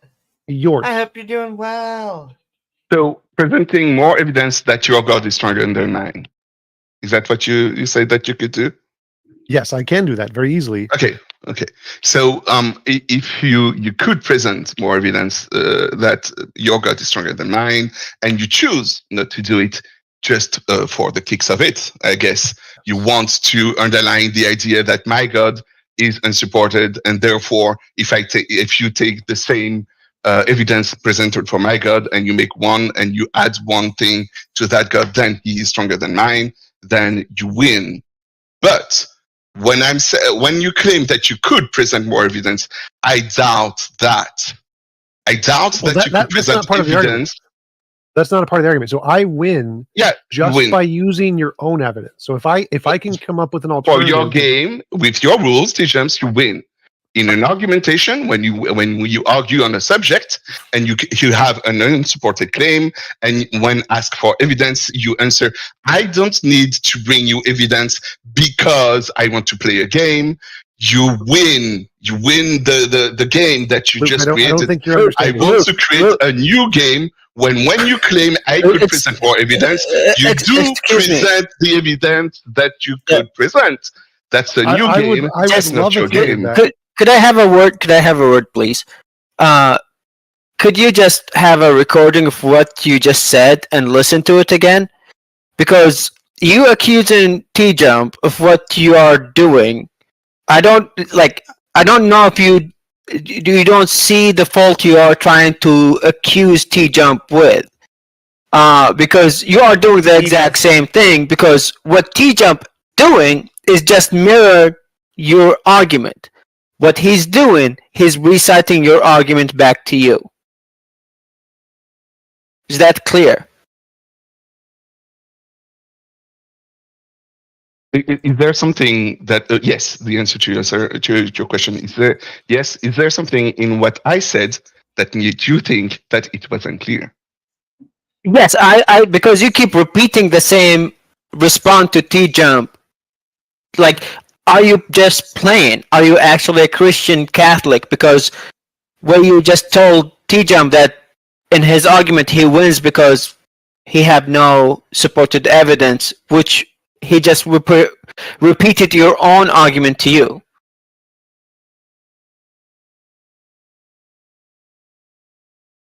Sorry, what did I say that made you think that I didn't understand T-Jump position? I'm sorry, the repetition of the same point. You not the being repetition, an atheist right now. Yeah, the repetition of the same point.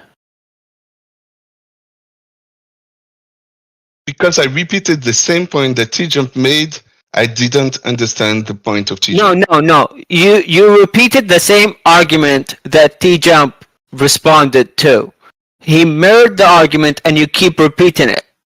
If I tell you go up and you say up, say yes, go up, and you go up, that doesn't make sense if you just repeat the same thing. There's a command. There's a way this conversation is going. You interrupt it by going back a step. D'accord. In this conversation, to your understanding, what is the equivalent of going up? So actually doing something. What is the equivalent? So you presented an argument. You're saying that by revelation is you know your God by revelation, correct? I was talking about the prime mover argument and how my God is not less stronger than T-Jump's God. That was the conversation we were having. That you pointed out. No. I didn't understand, and then you go to Wait. I don't Just wait. understand where you're going here. Yeah. Because it's not related to the part I didn't understand. Yes, true. You don't understand. So please. Yeah, no. I'm not moving. That is unrelated. No. I'm not moving it. I'm going back. Going up. Luke. Go back. Listen. No. Listen. Here's what I'm gonna say. You claim that your God is the prime mover. And then they asked you, how do you know your God is the prime mover? You said definition and revelation. T-Jump answered on the definition. Said definition is you define whatever you want. Again, revelation. You said revelation. And then you said there is part of the revelation is false, just like how like fiction, just like the Grimm brothers. Okay? And then you said, again, you repeated the same thing, saying that they are as false or as true as the Grimm brothers. So, basically, they are fiction. T-Jump jumps in and says, well, I could present a God that could move your God. A prime mover to your prime mover. I don't know. That's close. Let me clarify. Yeah. So okay. The up That's in this pretty case is sufficient evidence. So Luke, when you said you believe in your prime mover God because of revelation and definition, you have presented that's your up. You have revelation, definition. This is good enough. Believe in God as the prime mover. And so I said, here is an alternative, a prime mover who moved your God. And all I have is a definition and revelation. That's it. So I have the same thing you have, the same evidence as you do, and they're mutually exclusive. These are mutually exclusive hypotheses. They can't both be true. And so if the only evidence you need to be justified is definition and revelation, and both of these hypotheses have definition and revelation, that proves those are not evidence because they can't differentiate between the hypothesis and the anti-hypothesis. So definition and revelation are not enough because they don't differentiate imagination from reality. Now, whether or not I can provide other evidence is irrelevant here because I don't care about that. The only point I'm making is that the things you provided, revelation and definition, don't work because they can't differentiate between your hypothesis and mine.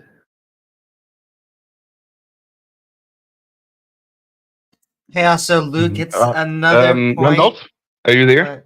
Oh, no. Mm-hmm. I'm here, but Amy's talking. Yeah.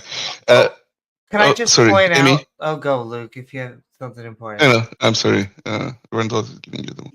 Well, I just want to point out that I actually have a book, and it does say that T-Jump's is strong. God is stronger than your God. It will say. I don't know if you have a book that says one different, but. I like Amy's book. Amy's book says T-Jump is stronger than Luke's God. That is correct. Cool. I like your example, even if it's a lie, I guess, or unless you have a well, I'm just saying webcam it's that can revelation. show me this God. What was I saying? She has definition and revelation. She has definition and revelation, which is the same thing you have. So you can't call hers a lie unless you call yours a lie. Actually, I do think T-Jump is stronger than a god because God can't strike me with lightning as far as I know, but T-Jump, all he has to do is run his feet across the carpet and touch me. Zap! I got hit by a little bit of lightning. I agree. All right. Now I'm just mocking. Don't worry. Okay. Thank you, because I was wondering what was going on here. Okay. He's like, this is this crazy. intervention from Amy. I don't think there is a question in what you said, but you claim that you have a book in front of you, and I am questioning this claim. Is it true, or is it just a lie or an hypothetical that you created? Is it an hypothetical that you Give me created, 30 or seconds is and it? it'll be true. I imagine she is currently writing it down on a sheet of paper and then putting it in a cover, and then she has a book that literally says these things. And so, yes, she has an equally as much revelation and definition as you do. There we go. Yes, it is, I would say, just as accurate as the Bible, Quran, or the Torah. Here we go. So we got the definition, we got the revelation.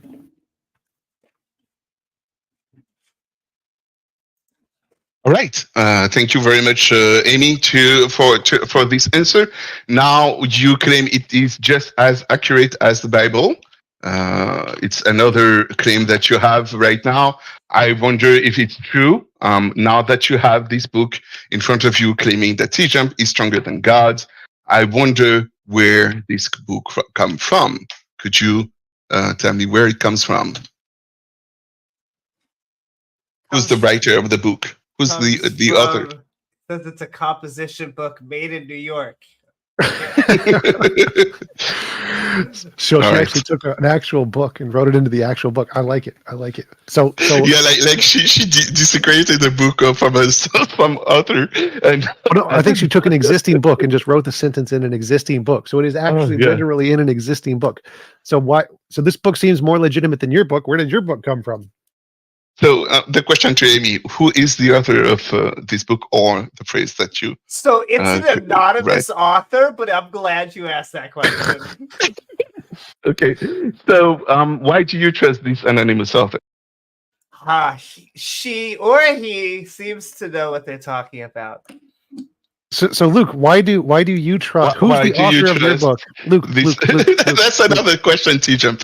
Yes, so, yes. This is a mirror. Remember, these arguments are mirroring arguments. Let me go down the road with Amy. You have to no, you don't want to let me. Okay. Luke, it's how a mirroring arguments work. Is we have to ask you the question first, then you give an answer, then we copy the answer and see if we can make it work for our hypothesis. That's what proves you wrong. If we can copy your answer and make it work for us, that's what proves your argument wrong. So making Amy come up with her own answers doesn't make a difference. What we need to know is we need to hear your answers first. So who wrote your book, Luke? I want to hear the arguments for Amy to support the claim that T-Jump is stronger than I. I just explained this. To be able to hear those, I need to be able to ask Amy questions. If you don't want me to ask Amy questions, I don't think that her claim, T-Jump is stronger than my God. Wait, can I ask you just one more question? Do you feel like just having a claim in a book from anonymous authors that we can't verify is not a good way to believe things? And there's one question from our audience on YouTube, our YouTube audience. Jay Pasek is asking, do you believe the Bible was written by one person? The answer is no. Okay, no is the answer. Okay, thank you. So who wrote your book, Luke, and why do you trust it? I don't know. There is not one author, T-Jump, and we don't know who wrote them. All right, so it's anonymous. It's anonymous. Why do you trust it? It says the truth about morality. All right, so now you ask Amy. Amy, why do you trust your book? And Amy would reply, no, why do you trust the author? I would say it's because of the moral claims that it makes. The beautiful moral claims. That's why Amy trusts her book, because it has the moral truth in it. What is the moral truth that it makes? Well, so now again, how mirroring argument works, we ask you, Luke, what is the moral truth in your book that reason that you believe it? Why? What is the moral truth that your book claims that is why you believe it? Mm. let's pick one.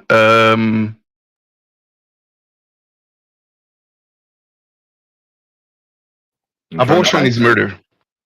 Abortion is that's why you believe your book says abortion. All right, Amy, why do you believe your book is the moral truth? What does your book say? Abortion is Makes not the murder. moral By the way. truth. Even though this is not my own beliefs, it's crazy. The book here says abortion is murder. Oh my Crazy. God, the books are both true. Amazing. Go ahead, Amy. Prove No, that I it just does say wanted- that. I just want to know, do you now believe that T-Jump is stronger than God? Amy, you understand what I asked you, right? She answered. She said I- in her book says abortion is murder also. So her book has all of the same evidence as your book. It's a revelation. It has a definition. It's written in a book, written by an anonymous author, and they both have moral truths, and they both say abortion is murder. Her book has equally as much evidence as your book.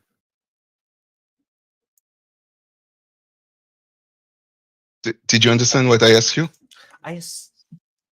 Amy, I think we need to get you a better book. I assume because he a great thinks book. it's a gotcha, but I don't think that he understands how this random theological book that just fell onto my desk within the past 30 minutes works. Maybe I should back up a bit. Which book is it, Amy, that you have there? Harry Potter. We do have another It person. probably would be a book by Harry Potter. We do have another person with their hand up.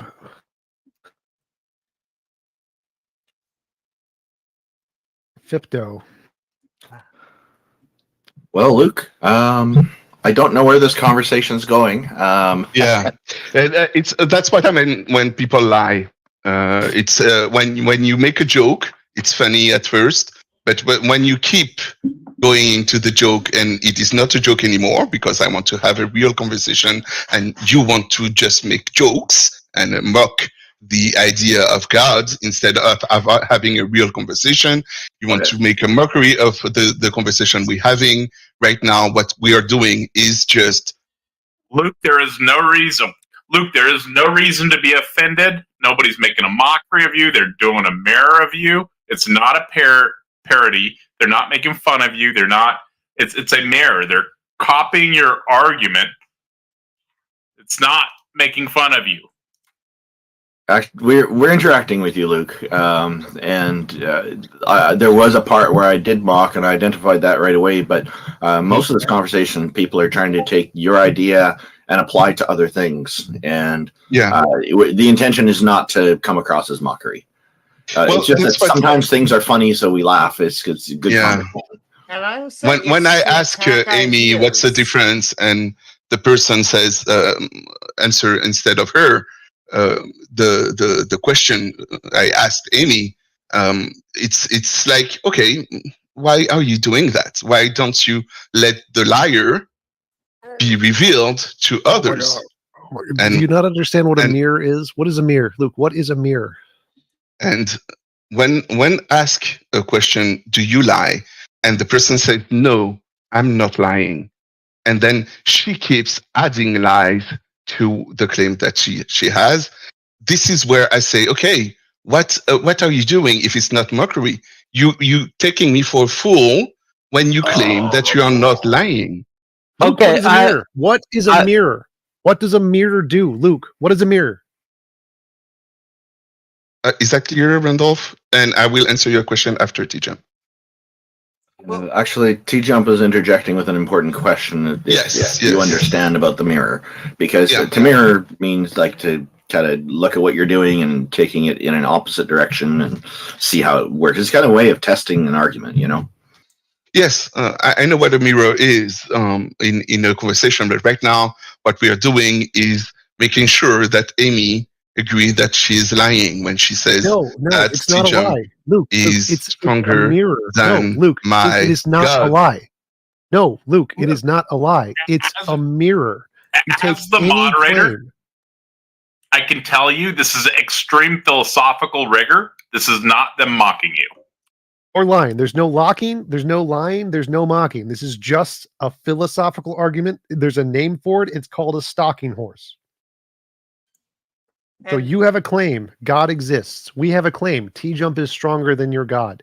It is a ridiculous claim, and it is meant to be a ridiculous claim to show how stupid your argument is. Then what we do is we take every single piece of evidence you use and we copy it, one for one, exact copy, over to the ridiculous claim to show that all of the evidence you use is so bad, it could be used to justify any stupid claim we make up. Therefore, the evidence you use does not support that your God exists any more than it supports the dumbest, most stupid claim we can make up, because all of the evidence you use works for both. What is the difference between T-Jump and my God? So far, based off of the evidence you provided, there isn't any, because all of the evidence you provided is trash. In fact, I would even say T-Jump exists. And I feel bad because, Luke, I get it that we eventually get to giggling and stuff because of how, I would say, to us, the absurdity of the arguments. But it's not about trying to mock or tease or make fun of you.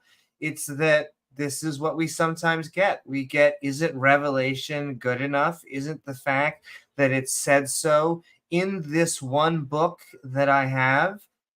That does seem to be oftentimes the best evidence that is put in front of us.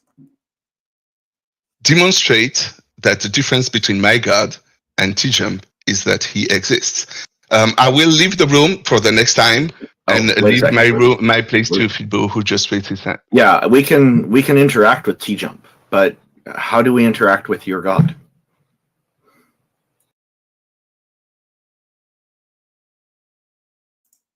I don't want to take Fibo place. I'm sorry.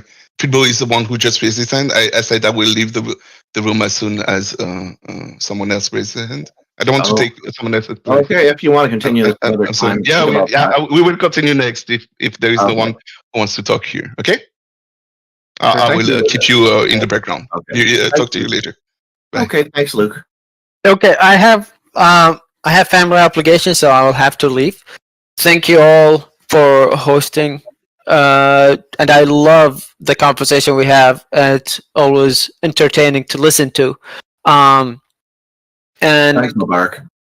And to my knowledge and to my own belief, T-Jump exists, as if what Amy's book said, and he is stronger than Luke's God. And he can zap me with lightning. He could buy a taser and he will shock me to the ground. I believe in that. He only needs to run his feet on carpet. He doesn't even need to use a taser. I appreciate you all and thank you all for the good conversation. Have fun. Thank you for joining us, Mubarak. Have a good one. Thanks, Lowinger. Bye-bye. Hello, Fipto. Welcome. Thank you for joining us. Hello? Hello. Welcome. Thank you for joining us. How are you? Hey, man. Hey, I'm doing well. How about you? Doing pretty good. Enjoying pictures of mirrors in the chat right now. What's on your mind? Pictures of who? You said pictures of Mary? Pictures of mirrors in the chat. Mirrors. Yeah, and I don't think the other guy got what you're saying. Is you're essentially characterizing his worldview and just reflecting it back onto him. I think he missed that part. Yes. Okay. What's on your mind? What would you like to raise today? Well, I would like to carry on where he was going with that, or at least where you guys left off with him. I feel like this is going towards abortion, but yes. Okay. What I do would you like see. to talk about? I can't help but notice destroying baby slayers in the name. Yeah. Well, I wasn't against but I'm on side with you on that because I'm opposed to infanticide. So obviously that has nothing to do with abortion. But what's on your mind? Go ahead and put forward an argument then. Yeah, I mean, I think the way that you're characterizing it, to an extent, is correct. I mean, yeah, what you're saying is if you provide a book with an equivalent or greater amount of evidence, that it's somehow correct or more correct. But I think that's logically fallacious, right? Like, it doesn't matter the amount of evidence that you have ontologically. It doesn't make it correct or less correct. It's about whether or not it's true or not. And the claim of Christians who follow the biblical God is, in fact, that we're following something that is inherently true. And it doesn't matter how much or not how much evidence there is. It's about a claim of ontology, the state of things. Sure, I would just push back because I just think the majority of Christianity is just not true. But I'd be open to thinking why you do think it is. Well, I think it's true for multiple factors. I mean, we can talk about messianic prophecies. We can talk about like the transformation of the world. I mean, you live in a country probably that is massively blessed by the foundation of the Christian worldview. I would just say that's just a religion spreading. And if Islam decides in 100, 200, 300 years that it becomes the number one religion, it will not mean that Islam is more true than Christianity. True. I'm not talking about the predominancy. I'm talking about the truth of the claims that are found in the Bible, because this is actually the promise of becoming Messiah, is that he in fact transforms the world. It's not just a I come, I die, I leave you here, you're gonna basically just get punched in the face and suffer, and then you're invited to my kingdom in your afterlife. No, he talks about a real transformation of the nations. So, I mean, like I said, I would be pointing to messianic prophecies. I'd be looking at the original life of Jesus. I would be looking at the symbolism that's found in Jesus, because, I mean, at the end of the day, Jesus really, his claims to fame aren't really true. The Old Testament scriptures aren't true.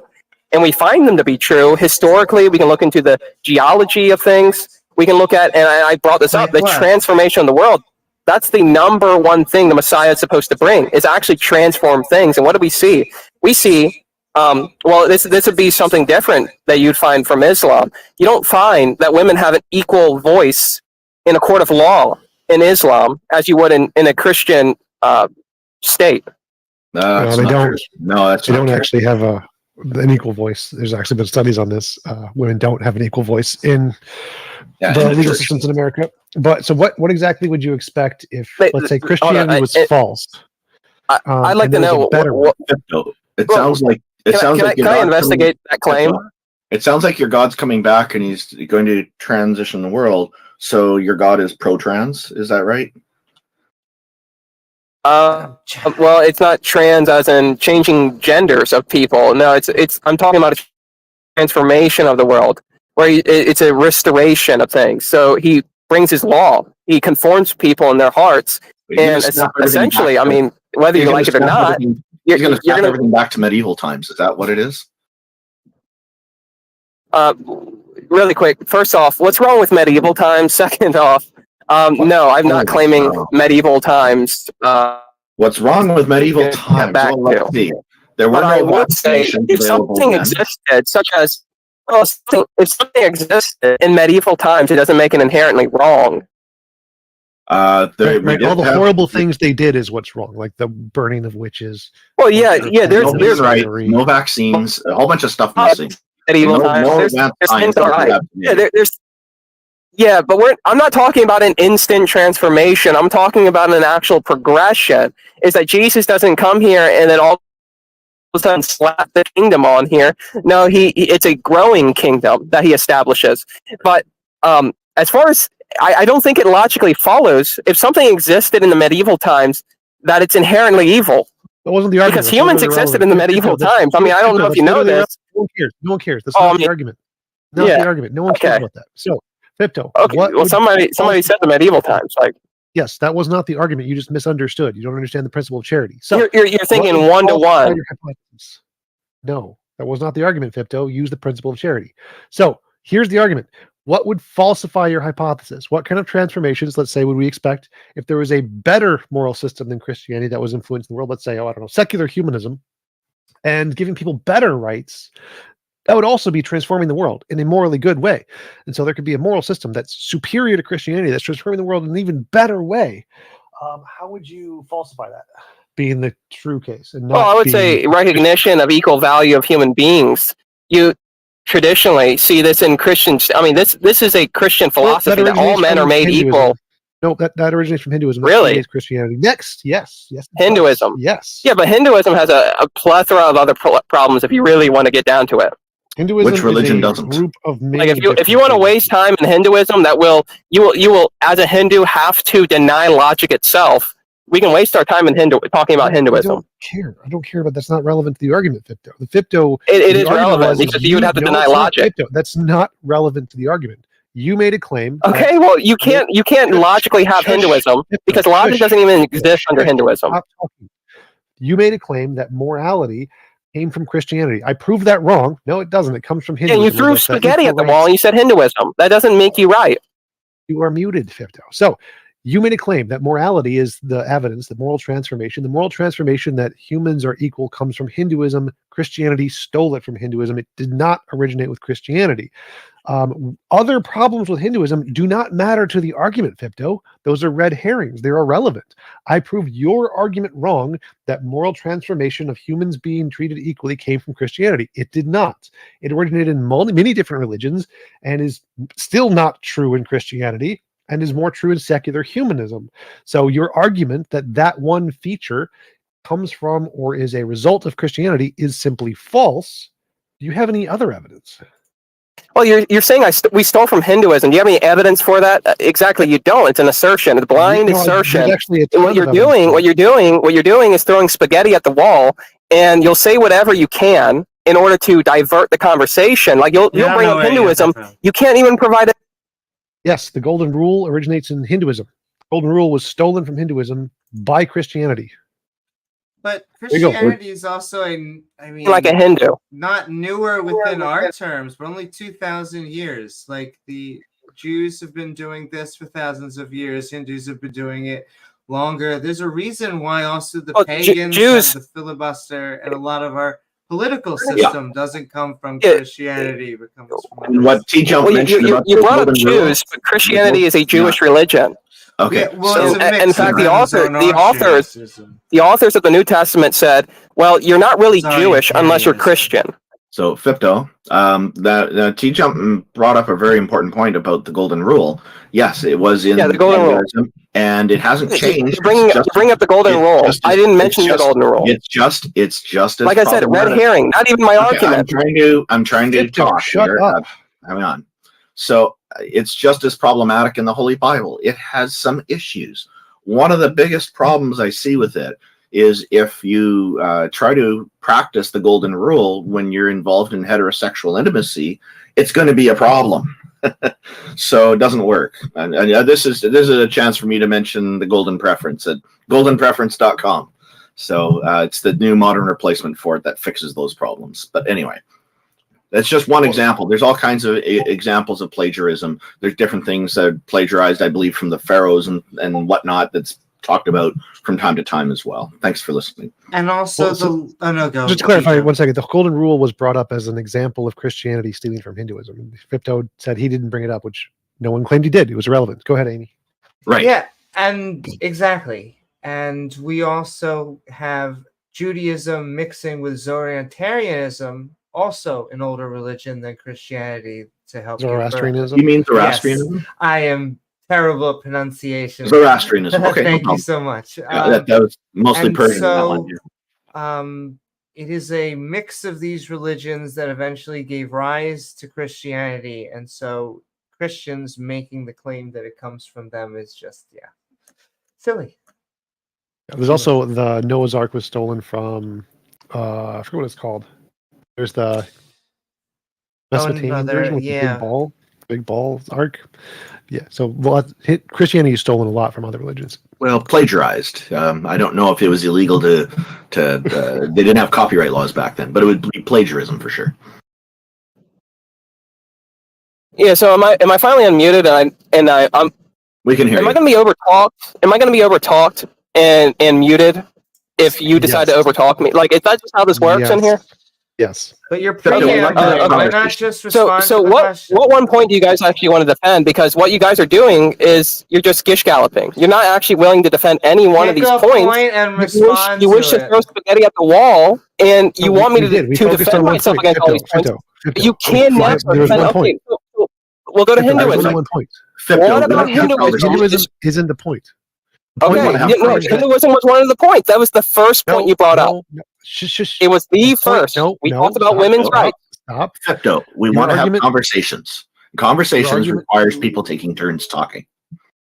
Pipto, you brought up one argument at the beginning. You said that moral transformation of the world was the evidence of Christianity. That's what we were addressing. Oh, he left. Okay, so we brought it. There was one point there. Moral transformation of the world said it came from Christianity, was the equal rights of all humans, which doesn't come from Christianity. That does not originate with Christianity, and it's not even in Christianity. It's literally men and women and slaves are all treated differently in Christianity. Yes. So that actually does not come from Christianity.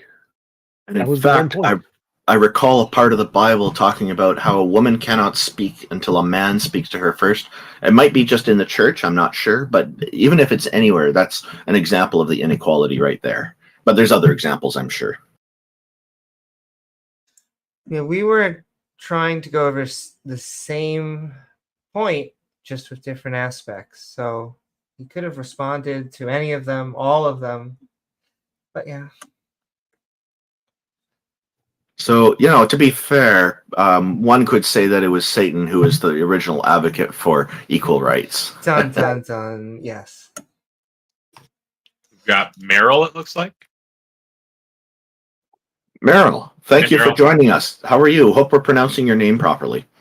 Yeah, thanks for bringing me up. Well, no, I just want to say about the equality thing. Like, if Christianity espoused equality, like Fipto did, then why was slavery even a thing, right? Like, how did white Christians, if Puritans, treated blacks like slaves, right? Yeah. Well, I they're take it- apologetic. No, go Randolph. I'm sorry. I take it slavery you're was an atheist. I take it you're an Yeah, I'm atheist. an Gus? atheist. Yeah. I take it you're an Like atheist. No, yeah, and I know I asked Fipto a lot of times, and I had the same argument with Fipto a lot of times, but he doesn't he just gish gallops and he doesn't answer that question. So do you think that slavery is probably the worst example of inequality in the Bible? Because I think what Fipto was going after, was trying to focus on was equality for women.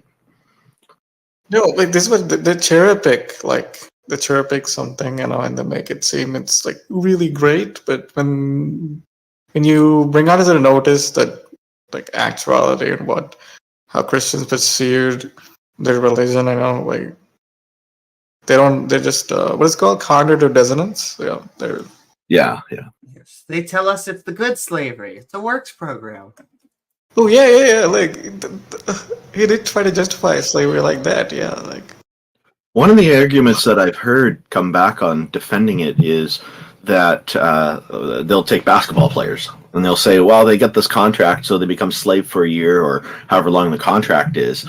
But that's wrong, because it's possible to break that contract. You don't get paid. Maybe there's a penalty in there, but you can leave anytime. There's nothing that they can do to force you to play basketball if you choose to leave. But when you're a slave, you're literally chained up or something along those lines. And if you don't work, you're going to get seriously abused and possibly die for it. So you are very strongly coerced into it with threat of physical violence, or just you're unable to because of the chains that are put on you.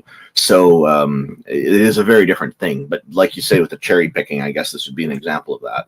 Also, comparatively to what people generally work in the 9 to 5, oh no, they're getting paid millions of dollars. If only they weren't slaves. Yeah. Now the other thing I've heard is that they try to change Christian slavery to a form of employment, and say if it wasn't for those wonderful slave masters, they try to depict them as very nice people somehow for some reason, that those people wouldn't have jobs. So they created jobs for people. No, those aren't jobs. Are they getting paid? Probably not. Come on. Oh, but they're getting free housing and all this stuff. Yeah, they get to sleep in a barn if they're lucky. Yeah. Yeah. One more thing I want to ask you, you told me you were talking about how Islam is growing, and it's becoming the biggest religion. Isn't that to be concerned? With the current access to technology, people having different, access to information, ideas, and discussions that we were having. how is Islam growing? I don't get it. Like, why Okay, aren't these so people I think able to, like, talk to people outside of their religion? Like, I think what's happening is that more and more people are identifying now as parts of these kinds of religions as in the past, and so it's making it look like it's growing. I'm not convinced that it's actually growing all that much. At least here in Canada, it doesn't look like that's the case to me. I actually see that people are gradually moving away from religion as education gets better. That's the trend that I see. So, but no, these religious educated.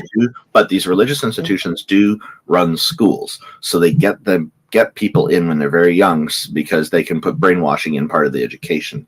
I'm actually against religious schools. I think that religion should not be running schools. I have no problem with private schools, but I want religion out of it. It needs to be secular. And if we're going to be saving the planet and saving humanity, this is what we need to do. And I agree with Randolph. I'll also give you a few reasons why over the seas sometimes that it's growing.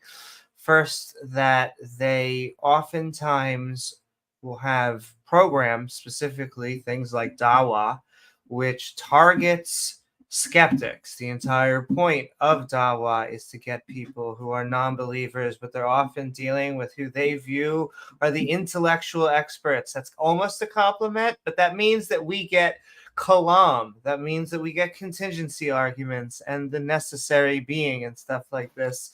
And they don't have to defend the crazy claims, almost like a Scientology type of split. You don't have to sit there and defend the moon being split on day one. No. Come on. Everything that begins to exist has a cause, doesn't it?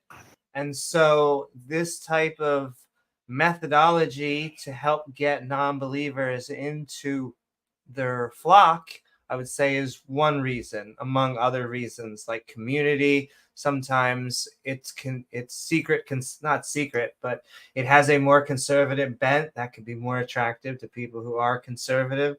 But all of these things spewing with the regular why religion spreads to begin with, like if we don't have good educational scientific programs or access to why we should be skeptics, then this creates a storm and it will grow a little bit. And the first premise of that kalam that you mentioned sounds sophistic to me. There's sophistry there because it says all things that exist. It's not saying all things. It's just saying all things that began to exist. So it's a limited scope. It's not telling. It's not all things. Special pleading, right? Well, no. It's just they're just a limited scope is different than special pleading. Okay. One more thing is I think the reason for Islam, and Christianity growing is because I see people telling there's an identity crisis among Gen Z because they have no identity to associate to and especially look at a lot of these Muslims on Discord. We even I talk to a lot of these people.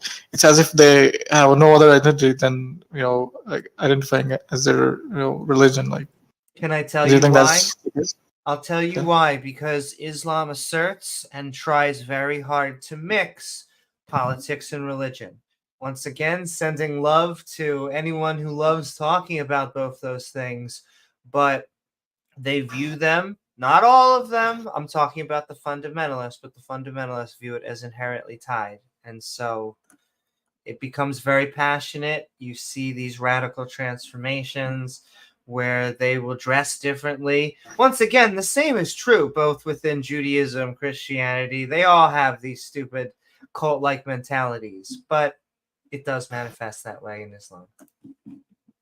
And one more thing, when Tejam was talking about how the equality, it came from Hinduism, that's not true at all because Hindu system has strict caste system where some people were always born lower classes. Okay, all right. So I don't think he was saying that equality came from Hinduism. He was talking about the golden rule coming from Hinduism and being plagiarized. So Christianity plagiarized it from Hinduism. Now the caste system.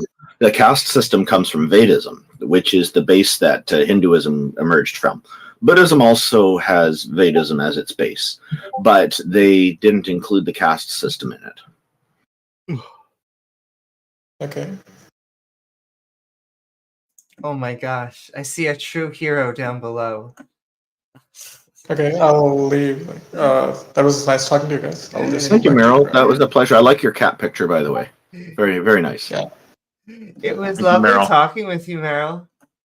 Otangelo, welcome. How are you doing, sir? It's been a long time since we've talked. Orange Yeah, Jello. good, thanks. And you? Doing pretty good. I'm just getting over not feeling well, as you might hear my voice from time to time. Okay. Well, I hope it gets better soon. Oh yeah, it's much better today. Yesterday I couldn't stop coughing. Okay. Yeah, I mean, you live in a place where usually it's not so warm, right? Yeah, it's getting colder right now. We're approaching Halloween soon. So, and yesterday was Atheist Appreciation Day. So, anyway, what's on your mind, Otangelo? What have you got for us today?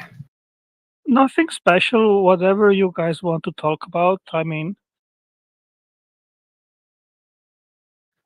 I guess, what are your thoughts, I'm curious, on the Kalam cosmological argument? I think it's a pretty good argument. It's quite solid because there is good evidence that the universe must have started somewhere in the past. It cannot be eternal without a beginning, and I think it's pretty obvious to anyone that something cannot come from nothing, right?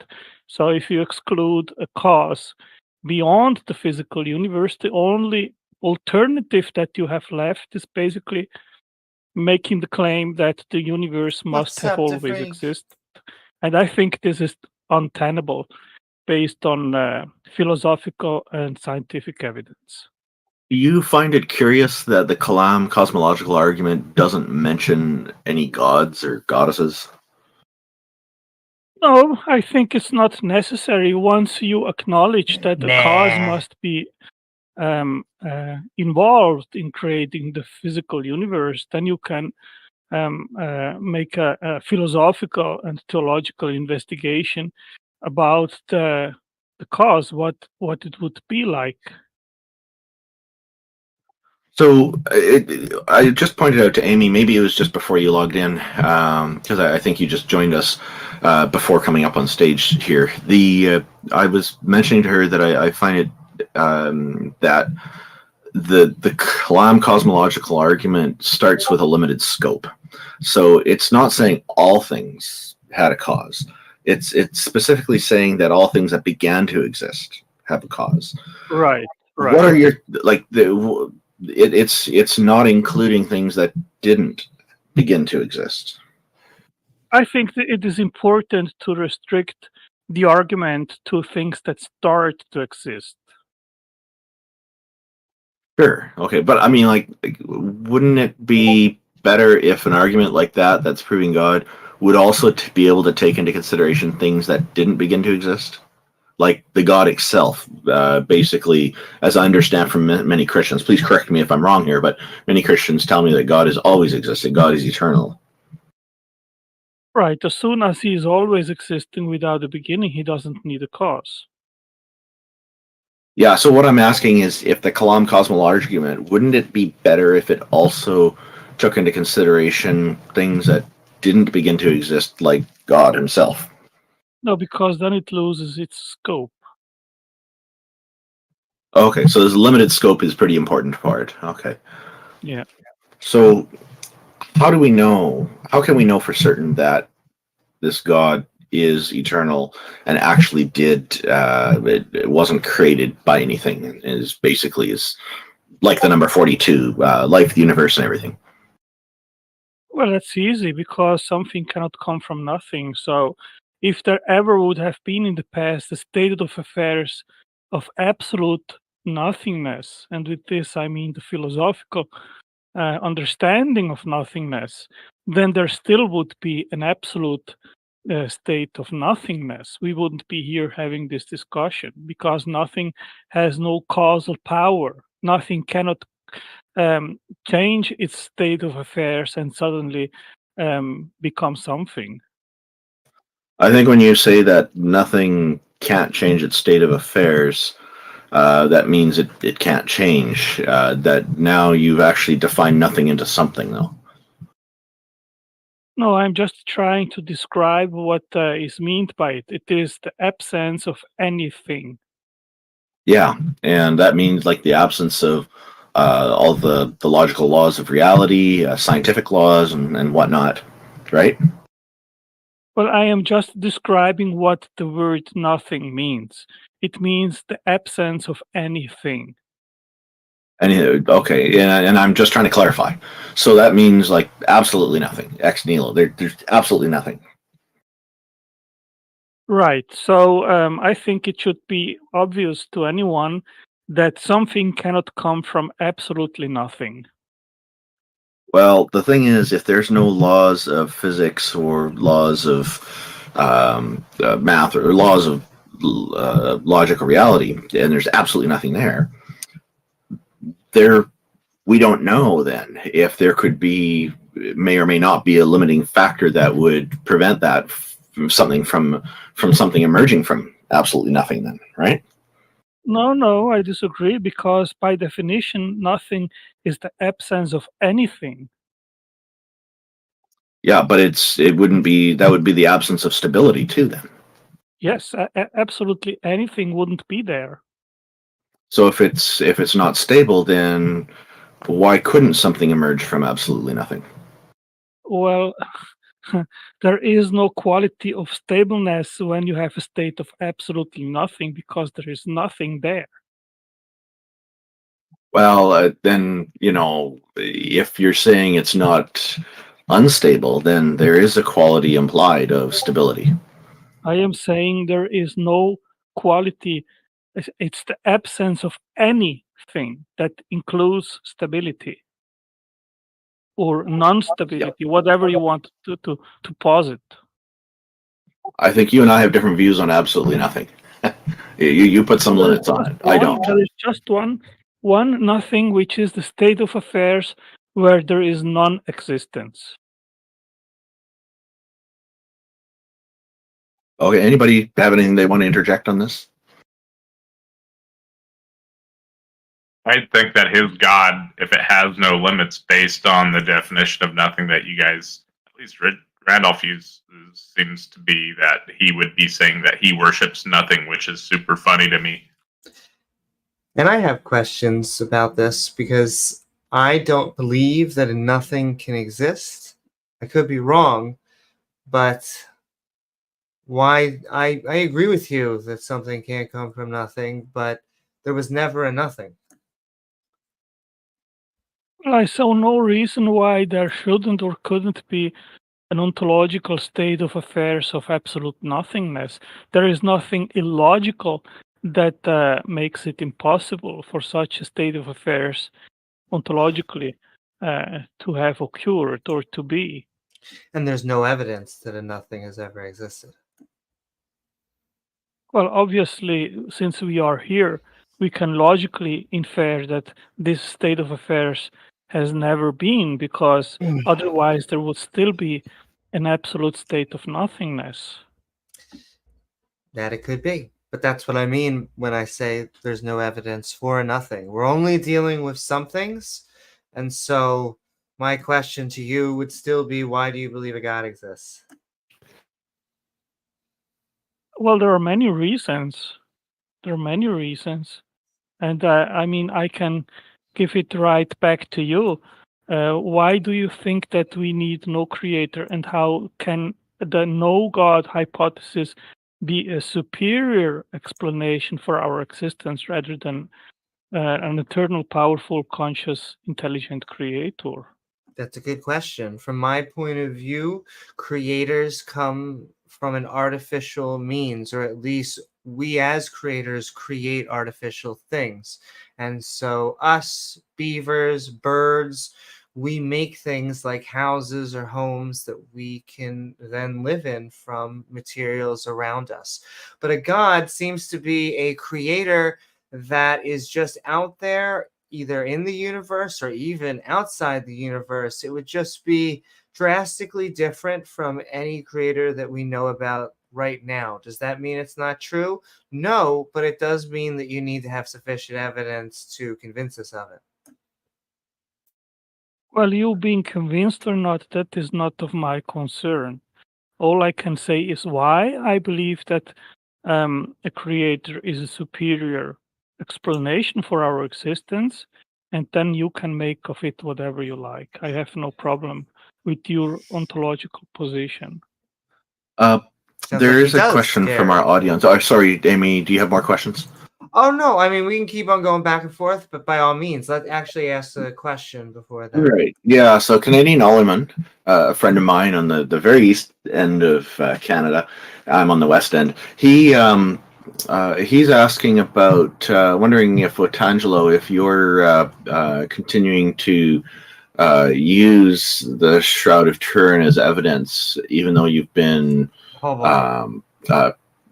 shown multiple times how it's false. Those are his words, not mine. I changed the phrasing a little bit, but I know that's what he meant. It's also my words, so it's okay.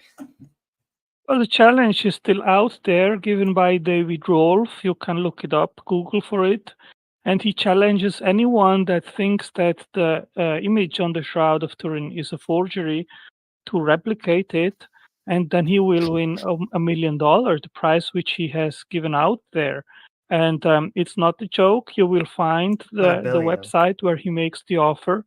And I think nobody will be able to meet the challenge and demonstrate how an artist in the Middle Ages would have been able to create this image, which is not a painting. It's not made by stains, by chemicals, by body fluids, anything like that. It is a very faint, superficial image which lays on 0.2 microns on the very highest superficiality of the linen cloth. And there is no technique known, even with laser technique or whatever, with even with the most advanced scientifically advanced mechanisms to replicate the very detailed photonegative with 3D information. So if someone claims that it's a forgery, the challenge is out there and you can win $1 million. Why isn't it the shape of a face when you take a cloth and like put it on your face? Like if I like literally painted my face black and then I took a piece of cloth and I put it over my face and I lifted it up, it would be a big circle. It wouldn't look like a face. But the Shroud of Turin looks very strange, like someone painted a face on there. It looks nothing like what a face would look like if you put a piece of cloth over a face. Why is that? Well, there have been all kinds of attempts to replicate the Shroud, and no exemption. All these attempts. Please answer his question, Otangelo. Well, I'm answering his question, and I am saying that, including his hypothesis, there are many others which have been tested and tried, and none. This wasn't a hypothesis. It was literally a question. It's a question. Why does the Shroud of Turin look nothing like what a piece of cloth over a face looks like? Why does it look like someone painted it on? Because literally the physics of a face do not work like that. Yeah, we know it is not a painting. There are not enough. I don't care about the painting part. I don't care about the painting part. I care about the shape of the face part. Why is the shape of the face so wrong? Well, I don't think that it is anatomically wrong. Actually, it has been. There are two books. One is by Zugibe, which was testing and checking the anatomy of the man on the shroud, and they have come to the conclusion that it is anatomically perfect. So it's physically impossible, like to have an actual face that you could put the shroud on and it would conform to the shape of the nose. Like it's physically impossible. The nose would have to be directly flat on the face because it takes up so little space on the shroud. The surface area of your nose, because it's a triangle, is actually 3 times larger if you put a piece of cloth over it than what it appears when you're looking at someone in the face. Now, when you look at the shroud, the nose looks like a nose. The problem is that if that was laying over the face and you remove the cloth, the nose would be 3 times bigger than what it appears on the shroud, which means the shroud is anatomically impossible unless somebody cut Jesus's nose off for fun. No, what I think is that probably at the moment of the resurrection, the position of the cloth itself was in a plane state, very close to the body, and then some kind of high energy VUV radiation, and this radiation was perpendicular to the cloth, imprinted on the very superficie of the linen this image, which has 3D information and is a photonegative. So it is a miraculous event that created the image on the shroud. That's what I believe. So God used the X-rays. God used the X-rays to impart his image onto the cloth. It wasn't just like skin oil or any normal way. It was a magic way that has never been seen before, a spiritual way that he imparted the image onto the cloth with X-rays. Well, we have some examples, like for example, when the atomic bomb in Hiroshima was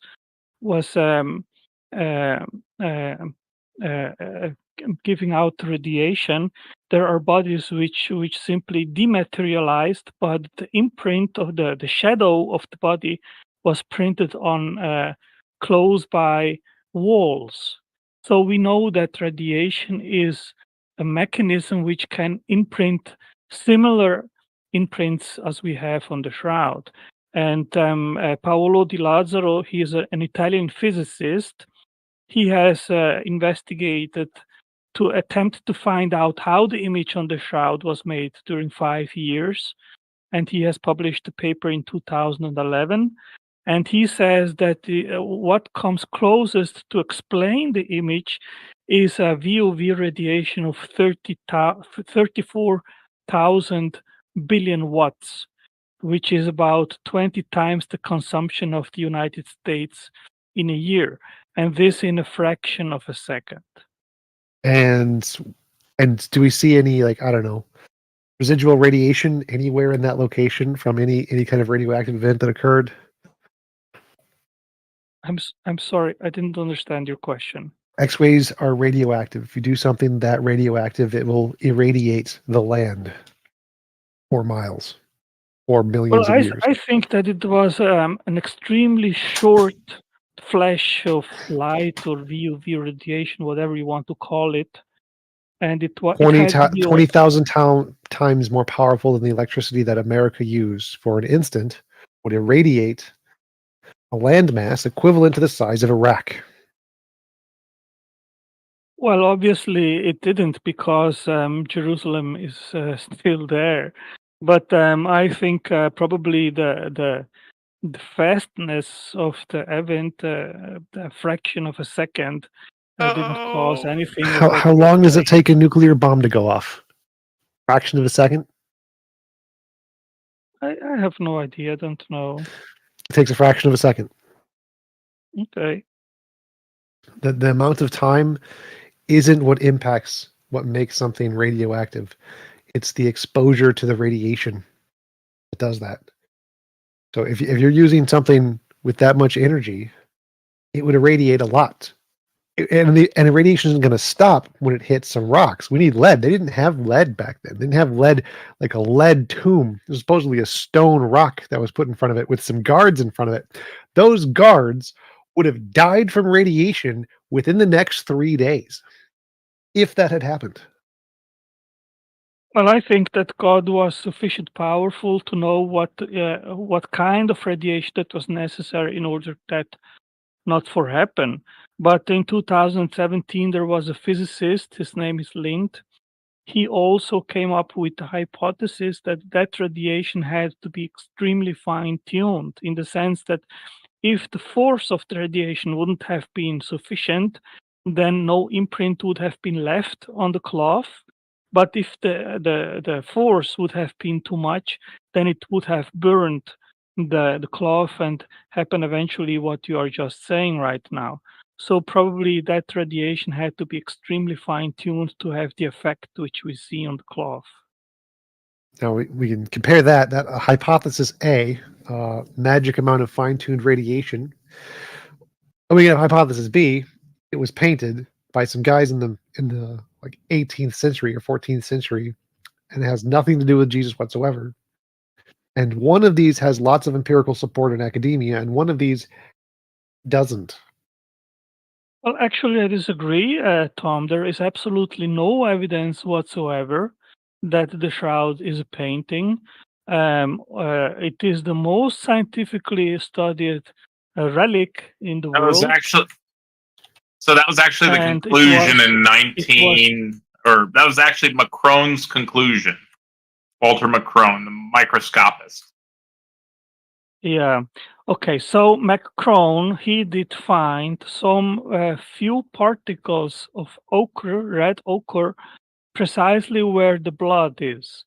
But these particles, they do not explain the entire Turin. image on the So shroud. sad. And probably what happened in the past is that some part of the blood got a little bit darker, and then someone thought that he should help to make it red again.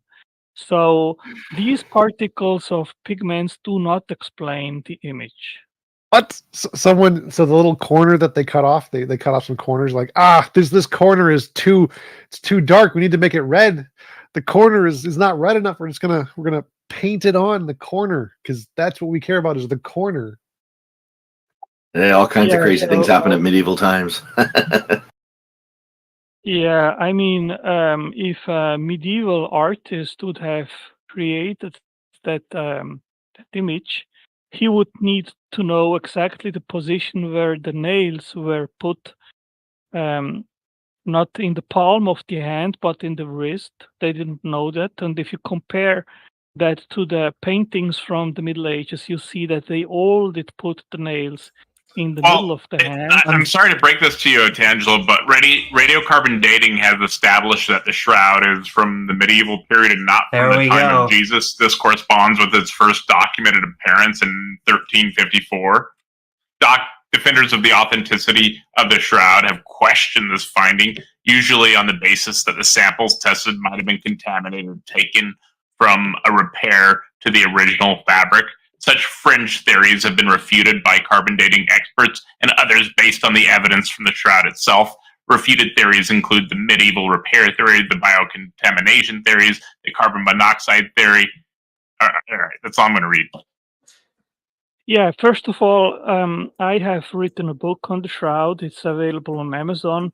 I Oh, my dedicate about goodness. 200 I pages bet just you on the have. history pre-13th century, and we have very powerful evidence that the Shroud did exist back to the 1st century, including very recently, a month That's a ago or lie. so, over 170 newspapers around the world, they It's 1,000 years old. noticed that recent scientific experiments like X-ray experiments have shown that the linen is definitely from the 1st century. That's one thing. Then we have a painting from A guy told Sinai. him. It's called Pantocrator, and this painting has been used during all Ghostbusters. the period after the 6th century in the Byzantine era to paint all the images of Christ.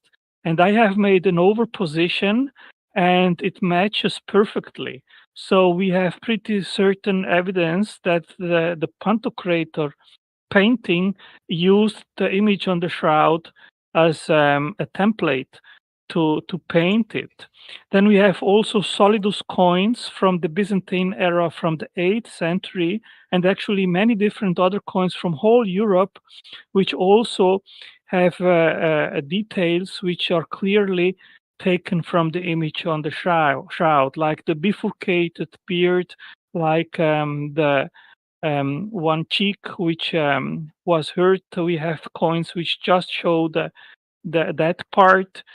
And we have also the Prey manuscript from Hungary from 1192, which shows very clearly an image of the Shroud of Turin.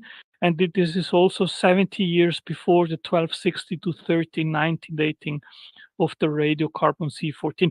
This is just a few points, but there are many, many more which conclusively demonstrate that the Shroud isn't from the 13th or 14th century. But interesting is that the Sturp team, which made the test during 1 week in 1978, they came to following conclusion that I'll read here. We can conclude for now. Otangelo, I hate to break it to you, but I think this is an issue with your. You have some drive in your brain that's telling you that this thing is right because of your belief in a god, and you are going to extreme lengths and special pleading beyond levels that you normally would for anything else in your life, and just saying absolutely insane things. There's tons of evidence against this position, and you're just dismissing it outright. You don't even accept carbon dating, Otangelo. Like, you think Noah's flood happened. You don't accept the geologic column. Like, there's a lot of observables that you just outright dismiss. And you're simply obfuscating and prevaricating rather than actually addressing any of the points. So I think you need to address points directly and stop wasting our time, because this is a complete waste of time when you talk for like 7 minutes about absolute nonsense, totally unrelated to the topics that people spoke about. And can I ask you? I can't talk out. Let me But quick, can I? Well, hold on. yeah, Just Amy, let me quick answer to and then I have a okay? question. Sure. Okay. First of all, I've addressed directly your objection that the Shroud is from the 13th century, so I didn't waste your time. Secondly, the conclusion of the Sturp team in Prove the radiocarbon dating wrong, Otangelo. Yes, it is wrong. Okay, Prove it so wrong. what was Oh, well, he their said it. conclusion? I'll read here. We can conclude for now that the Shroud image is that of a real human form of a scourged, crucified man. It is not the product of an artist.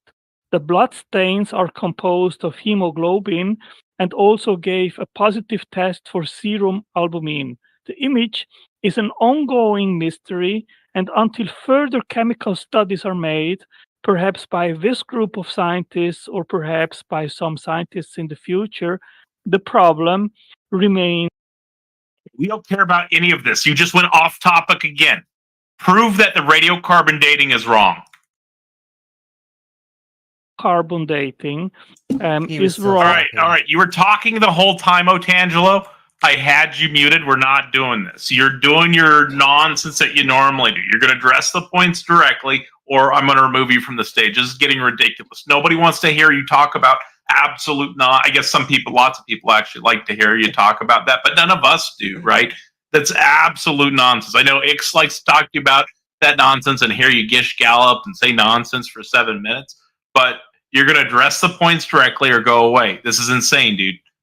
Can I just ask you a feelings-based question on Tangelo? Because I agree with what Taka was saying. The evidence does point to the 1300s in it being, but let's just imagine for 1 second it was created, boom, in the 1st century. My question to you, and it can be both, I guess, but like, was it an accident or is this God's best way? God was like, oh, you just wait. I know the best way to convince people that I came back from the dead. And it's going to be a very fated piece of cloth that we have to invert. And if we look at it this way, kind of like the lady doing toast, I guess I shouldn't preamble too much. Was it an accident, or is this God trying to tell us this is his best way? I think that the image on the Shroud is the empirical proof or evidence that corroborates the authenticity of the Gospels and the New Testament. Jesus was indeed crucified. He did resurrect. He is the Son of God. He is the way that leads to heaven. And only by accepting him. And we as know Lord and this, if I Savior, could just interrupt we you real have quick. eternal life. We know this because of the cloth, right? We know it because of the testimony of the New Testament. I personally do not need the Shroud of Turin to believe. I think for me, the Bible, the New Testament, So why are we even is talking about enough. the Shroud of Turin? Is enough. Taco But brought there it are up. Taco people brought up for, the for, for shroud. those it's not enough and they want more evidence. I And brought I up the think Shroud. I know how looks at- Otangelo talks about the Shroud. I would never bring up Okay. the Shroud. I don't think maybe I mentioned it in passing, but I don't think I actually wanted to talk about. I would never want Oh, to it was talk like a about question the from Shroud. the audience, wasn't it? I've got Somebody 2 said, points. "Do you I've got 2 still-" points here. Oh, did he still believe? Okay, Jay, you're right. it's fucking Jay, dude. So I've got 2 things to point out here. One is JL Warren is pointing out that in 2018, forensic blood work debunks the Shroud. He's in our audience. Thank you, JL, for that. I'm wondering, like, when you mentioned the resurrection, a lot of Christians do this. During those times, there's a lot of doubt about whether he actually died, because there are many instances of people being buried and then they were found alive, because at those times people weren't very good at determining if somebody's actually dead. We're a lot better at it now. Still not perfect. There's still people who wake up in morgues from time to time, but we're a heck of a lot better at it now than we were 2,000 years ago. 2,000 years ago, people didn't know a lot of stuff that they know now about how to determine if somebody's actually dead. And then the few people who did know are very far and few between, and the knowledge they had was very little. So, that's why you have a bell, a dead man's bell, hooked up to their foot or to their wrist or something, so that if they wake up in their grave or whatever, that the bell starts ringing and the person monitoring the graveyard knows, oh, okay, there's somebody here who's actually alive. I got to bring him back up or whatever. So the story about Jesus, just for a few days, was he even buried, or did he just get knocked out and took him a while to recover from a concussion or something?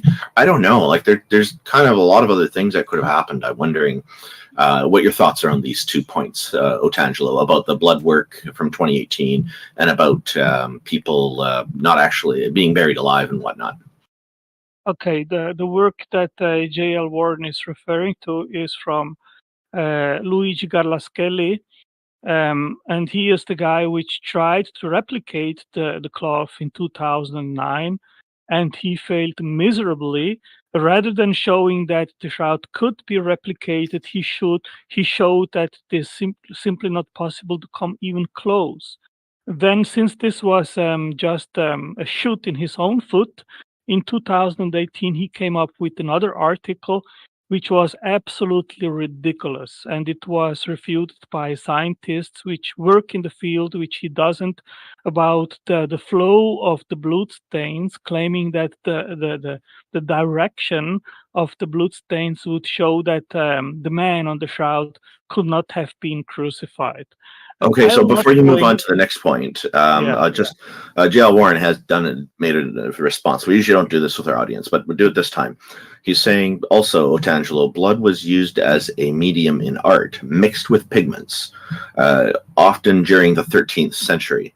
The pigments detected on the shroud are ochre and vermilion. I hope I'm saying those right. Yeah, that's correct. As I think I addressed this before, there are just a few red ochre pigments where the blood is, but it doesn't explain the image as a whole. That's the first point. Then, secondly, well, if an artist would have made that image, he would have first painted the body, and then he would have put the blood stains on the hands and on the foot and so forth. But that's not what we observe on the Shroud of Turin. Can we just change the topic? I feel like we're just reinforcing delusion right now, and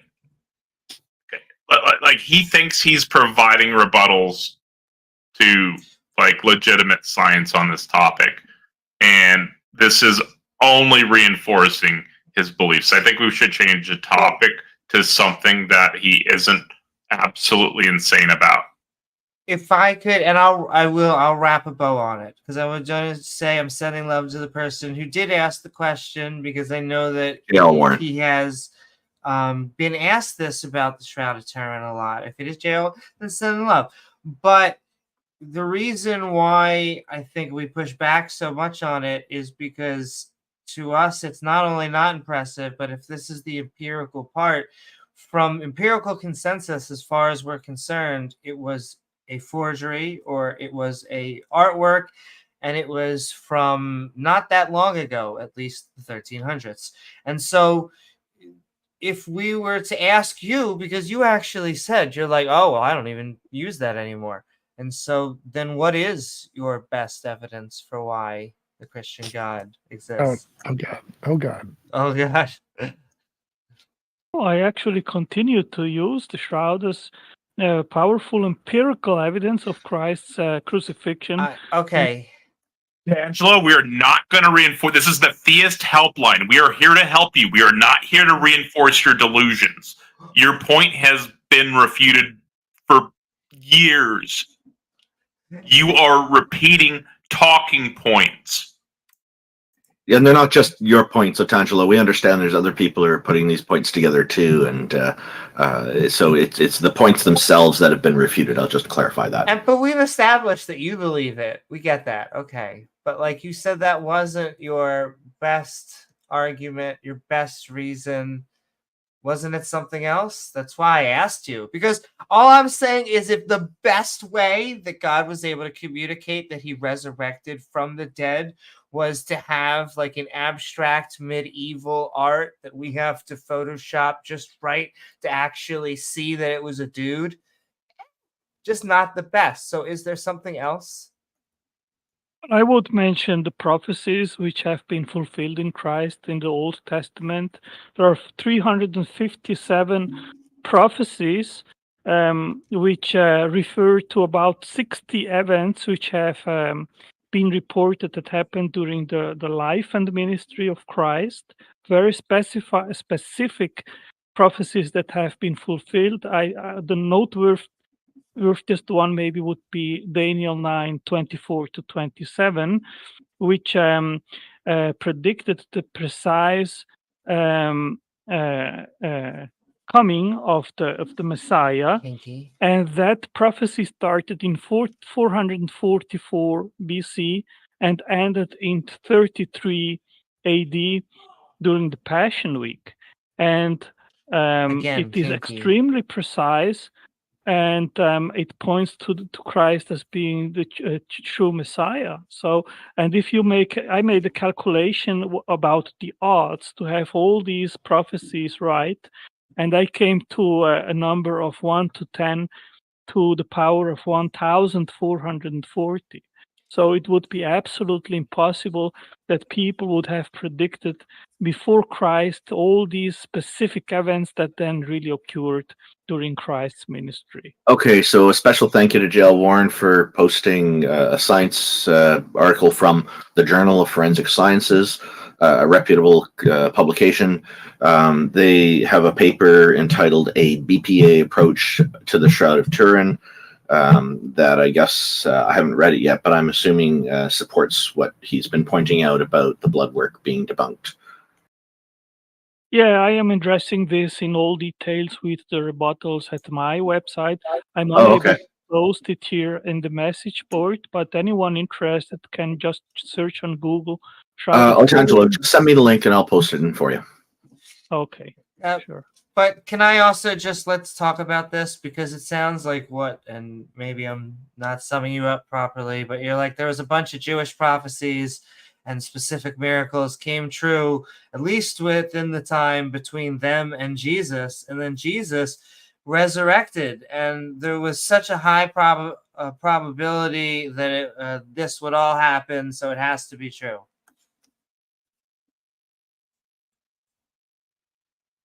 I'll put here to Randolph as well the link at my library about the prophecies. I got the link and I'm going to share it for you. Yeah. Yeah, and I'll put also about prophecies. So anyone interested in that can also make an investigation about what I am saying. Okay.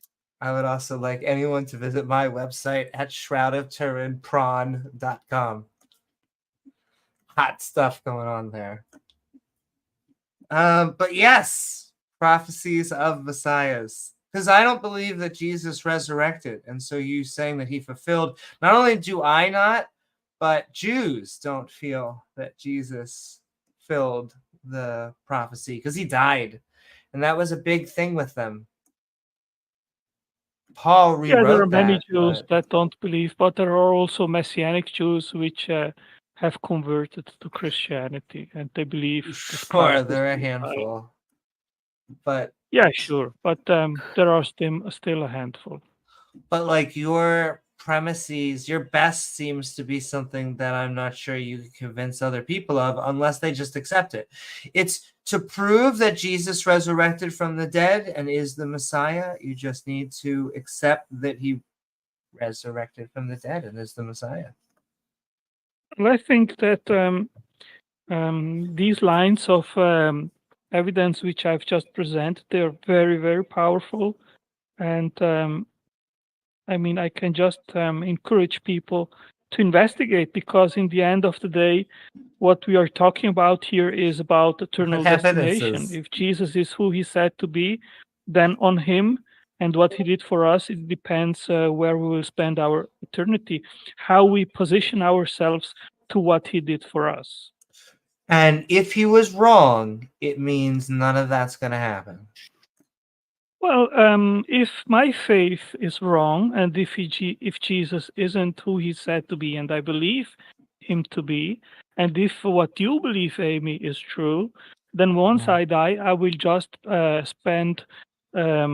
My body will be 3 feet under the earth, and that's it, and nothing else happens. But can I mean, ask you, if that's true, will you have regretted doing anything in your life? Like if that, I know you're never going to actually know, but if I'm right, will you have regretted spending your whole life basically defending religion? Absolutely not. Let's suppose that even whatever I believe is just a fancy, unrealistic belief in magic. Let's Yeah, it suppose is. this to be true. Okay.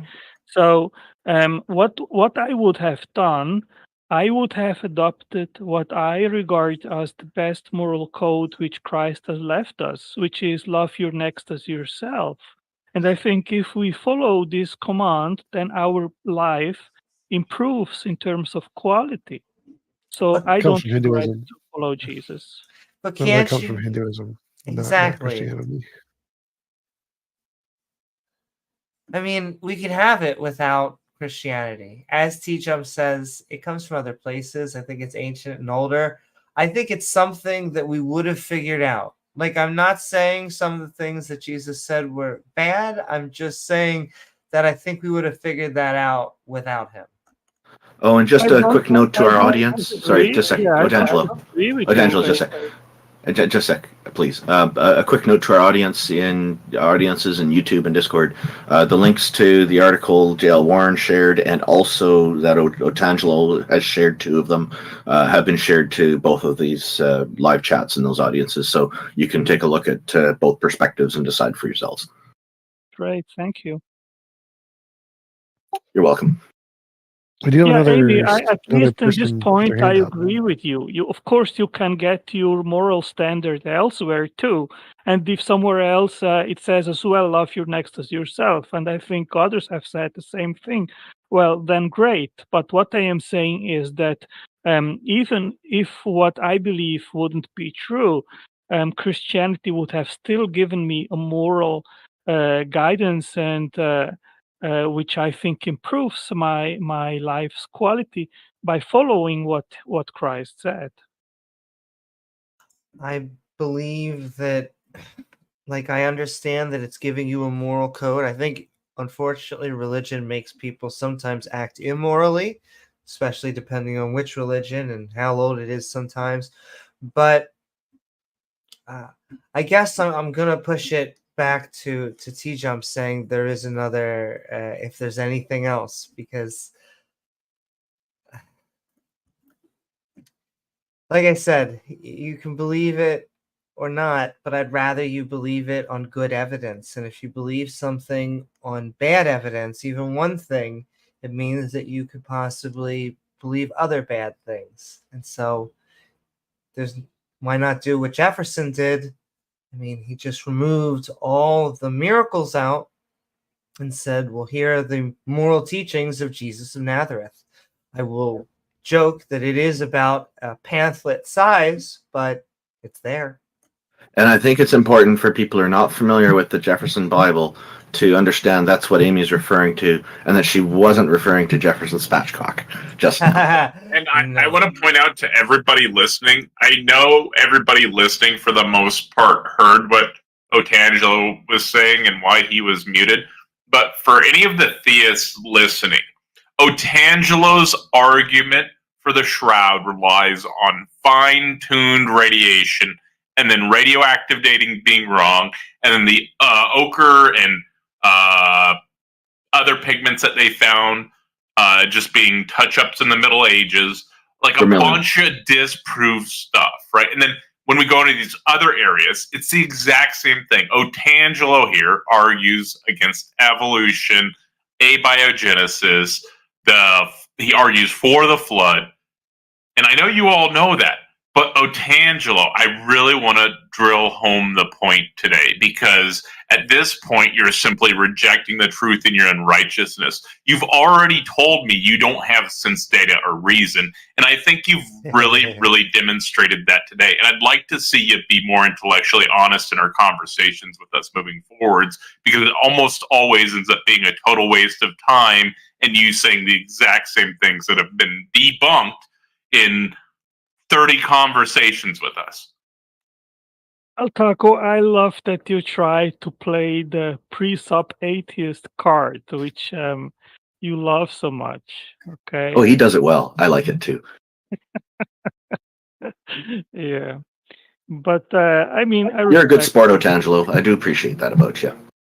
Yeah. So, Taco, I Don't respect you your patronize me, position. Otangelo.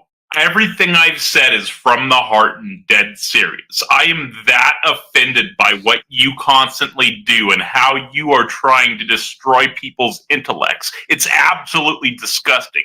You say you have a morality, but your morality is absolute garbage if you allow yourself to do this nonsense. I'm sorry, what kind of nonsense are you talking about? I have no idea. It's okay. We can wrap it up. We only have time for like one more, right? Yeah, that's probably about right. I'm sorry, I'm just fed up with Otangelo at this point. This is like 30 times we've had him on, and it's the same stuff every time. How about this? We give Otangelo a minute to summarize if he'd like to, and then we'll move on to our next guest. Does that sound good, Otangelo? Sure, absolutely. Go ahead. Yeah, I think that the more time goes on and the more science is unraveling the complexity and intriguing features of the universe, life, and everything that we observe in the natural world, the more naturalism is shrinking into obsolete and total irrationality. We know that the universe is fine-tuned. I wrote a book on this. Anyone can check my name on Amazon. And the degree of fine-tuning. Angelo, fine-tuning in science. In the science. Taco, I'll bring it up. I'm sorry. You can Yeah, find he's my finishing book up. Let him finish. at orange-yellow. So the degree of fine-tuning in the universe is 1 to 10 to 1,440, the power of 1,440. Then the odds to have a minimal population of about 10,000 cells, which you need in order to survive, is 1 to 10 to the trillionth.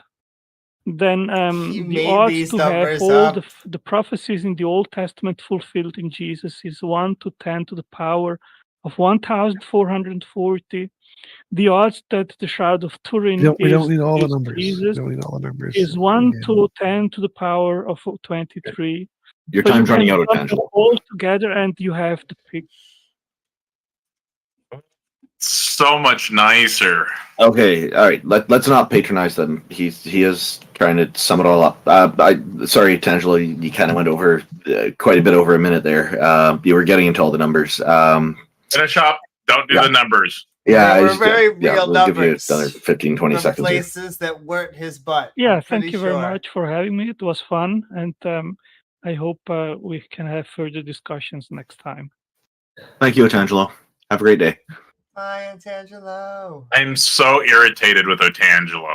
I can't help it. It makes me laugh. Or should it? I think all atheists go through a stage of like, this is funny. It's like, what are those stages of grief? Indeed. Yeah, I'm just so irritated when people just reject reality outright. So irritated with it. It's just like it's so mind blowing that he spouts this nonsense. Like the fine tuning. Like my theory of everything mathematics is probably wrong, but I spent a lot of time legitimately researching all those topics so I could provide a coherent theory of everything, like at least the explanation portion, right? And what I discovered in my trying to understand what physicists are saying when they're talking about the universe is that all these fine-tuning and mathematical constants are just explanations of stuff that we don't understand about the universe yet. It's mathematical numbers that we input to make our mathematics work. It's not actually something that is like the universe is fine-tuned. No, that is a theistic misunderstanding of reality. And I would just like to do the audio portion for his audiobook. Just point out, Donald C. has shared a science article about the not so fine tuning of the universe. He's always got interesting stuff to share. I'd recommend taking a look at it. It's been shared with our YouTube audience as well. I guess we're going to bring up Aether. I'm wondering how you pronounce it. I'm going to just go with Aether for now. Maybe they've stepped away for a moment. We'll try the next person. Oh, Aether, how are you? Did I pronounce your name right? I actually go by Aether, but it's technically pronounced Ether. Well, we're going to go by Aether because that's what you're using. Thank you very much for joining us, Aether. How are you today, and what have you got for us? I'm doing well. How are y'all? I was just wanting to kind of change the topic a little bit because he was kind of ranting. Great. So I mentioned to who's that? Rudolph about how every religion has a flood story and how every religion has an evil serpent story. God damn it. I was kind of wanting to see y'all's ideas on that, or maybe more so the evil serpent because we already went on the flood. But well, there's they all have an evil serpent. There are some good serpents. Yeah, there's a mixture of the hero's journey, writing aid. There's also writing approach. There's also a lot of plagiarization from previous religious texts. The new one comes along. They're going to take a lot of good ideas from the previous ones because it's going to save them a lot of time and effort having to create their own, make some modifications to their likings. And so this has been done again and again over time. So a lot of it may just be plagiarized from previous religious texts. And then some of it made up or plagiarized from other places. I think it's more than that. I think that there's common analogies of good and bad things based off of humans' interactions in the world. So, like, there are floods that occur all over the place, and so lots of people have flood stories because they flood their entire region. So, as far as they know, the entire world's been flooded. So they make a story like, oh, the whole world was flooded. And snakes kill us quite often. They bite, and we don't like them, and so we say snakes are bad. And so we make analogies of stories where the snakes are the bad guy, and they do even more bad stuff than just biting us. And so we take our common known interactions between things and then expand it into some kind of fanciful story that has to do with the fundamental nature of the universe, like how there are chickens and eggs, and so maybe the universe came from an egg. I think that there's many cultures coming up with similar kinds of stories and similar analogies related to snakes being bad and floods happening has more to do with the fact that they are common occurrences in human life, especially during those time periods. And so they associate the similar kinds of stories to those similar kinds of events that occur in their lifestyles. Actually, I think this is a better explanation than what I have. I think there's probably more of this going on. Yeah, I can see that. I would agree with that. But even there's a lot of stories where these serpent type beings are more humanoid in nature as well. Also, because most of the complex bad things we experience are from other humans trying to kill us or steal our food or whatever. And so we want to take up one bad thing and associate with another bad thing and make it into a composite bad thing. Okay, I'll say one thing that might sound crazy, but I've been on board like a UFO. You know, straight up, got memories from it and everything. Uh, Have all you I'm been on saying the is History Channel? there's way more to I'm sorry, what's I going shouldn't. on than I I think can't meets the help eye. myself. It's good that people are trying to figure it out, but I feel like our gods are more biological in nature than we might really think. Why do you think you were on a UFO and it wasn't a daydream? Yeah, and I want to find out a little bit more. Like, what did the UFO look like? What was the experience like? It was a saucer shaped one. I've seen many actually. But the one that I was on board with, that I have my memories with, was a saucer shaped one. And the humanoids that were on it were more human in nature. Looked more human. Why do you think it was like a real event and not just like a daydream or a dream or things that happen in human minds all the time? I've seen these things my whole life. It's not just me. Like I've witnessed them with other people. Daydreams happen to multiple people. It's called folie à deux. How long So were that you abducted also- for? How long were you abducted for? I don't really remember. I woke up in my bed that night. Do you remember any of the things that happened to you when you were on the ship? Not exactly. I remember like the meet and greet essentially, and then pretty much night after that. What did the aliens look like? They were like people, like us. Oh, humanoid. Okay. Yeah. They always look like us. Again, why don't you think that it wasn't just a dream?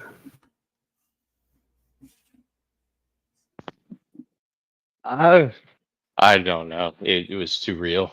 Felt too real.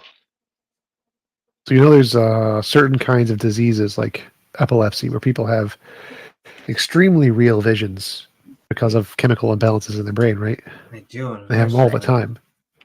And people can have them happen like once in their brain, and it's very, very powerful, or a few times, or very rarely. Some people have them all the time. Does the fact that they're very, very real to those people make them justified to believe that they're true, or do you think it's more rational to believe that it was just a chemical something going on in the brain? I think it's more rational to believe that they're true, especially with like the millions of reports that are out there, MUFON and everything else. It's more than likely true. You think the millions of accounts of seeing Jesus are true because of how many there are? Well, that might be a real thing as well. I mean, I remember y'all were just saying how he resurrected himself. Maybe he didn't resurrect himself. Maybe they did. Maybe he lives with them now. All these are possibilities, you know. And that'd be kind of a Right. dick move, I will just say. They were like, all right, the aliens are going to resurrect this one guy, but like this little girl dying of cancer, I mean, there's also stories of, say, like Bigfoot or whatever, where you know people have brought up his name and they leave them alone. There's a fear in it with him. Well, you bears know? are scared of loud noises. So you can scare away a bear by making loud noises. So if you say a name, you could scare away a bear. I didn't But- say a bear. I said a Bigfoot.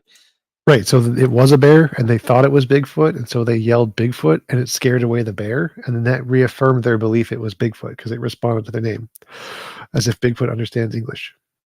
But so it seems like why there are lots of people who have beliefs that they experienced ghosts and Wiccan spirits and astrology.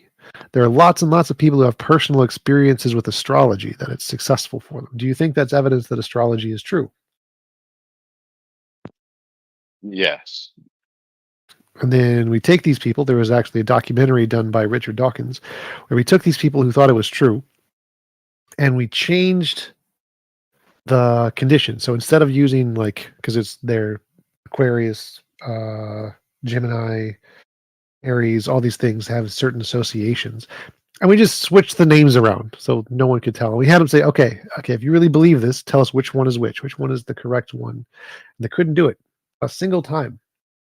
So even though all these people had these personal experiences that this thing is real, you could never actually determine when it was correctly being applied, because what happened was they had positive reinforcements where they select hits and ignore the misses, and because they select the hits and ignore the misses, they thought it was true, but when it was tested, it wasn't.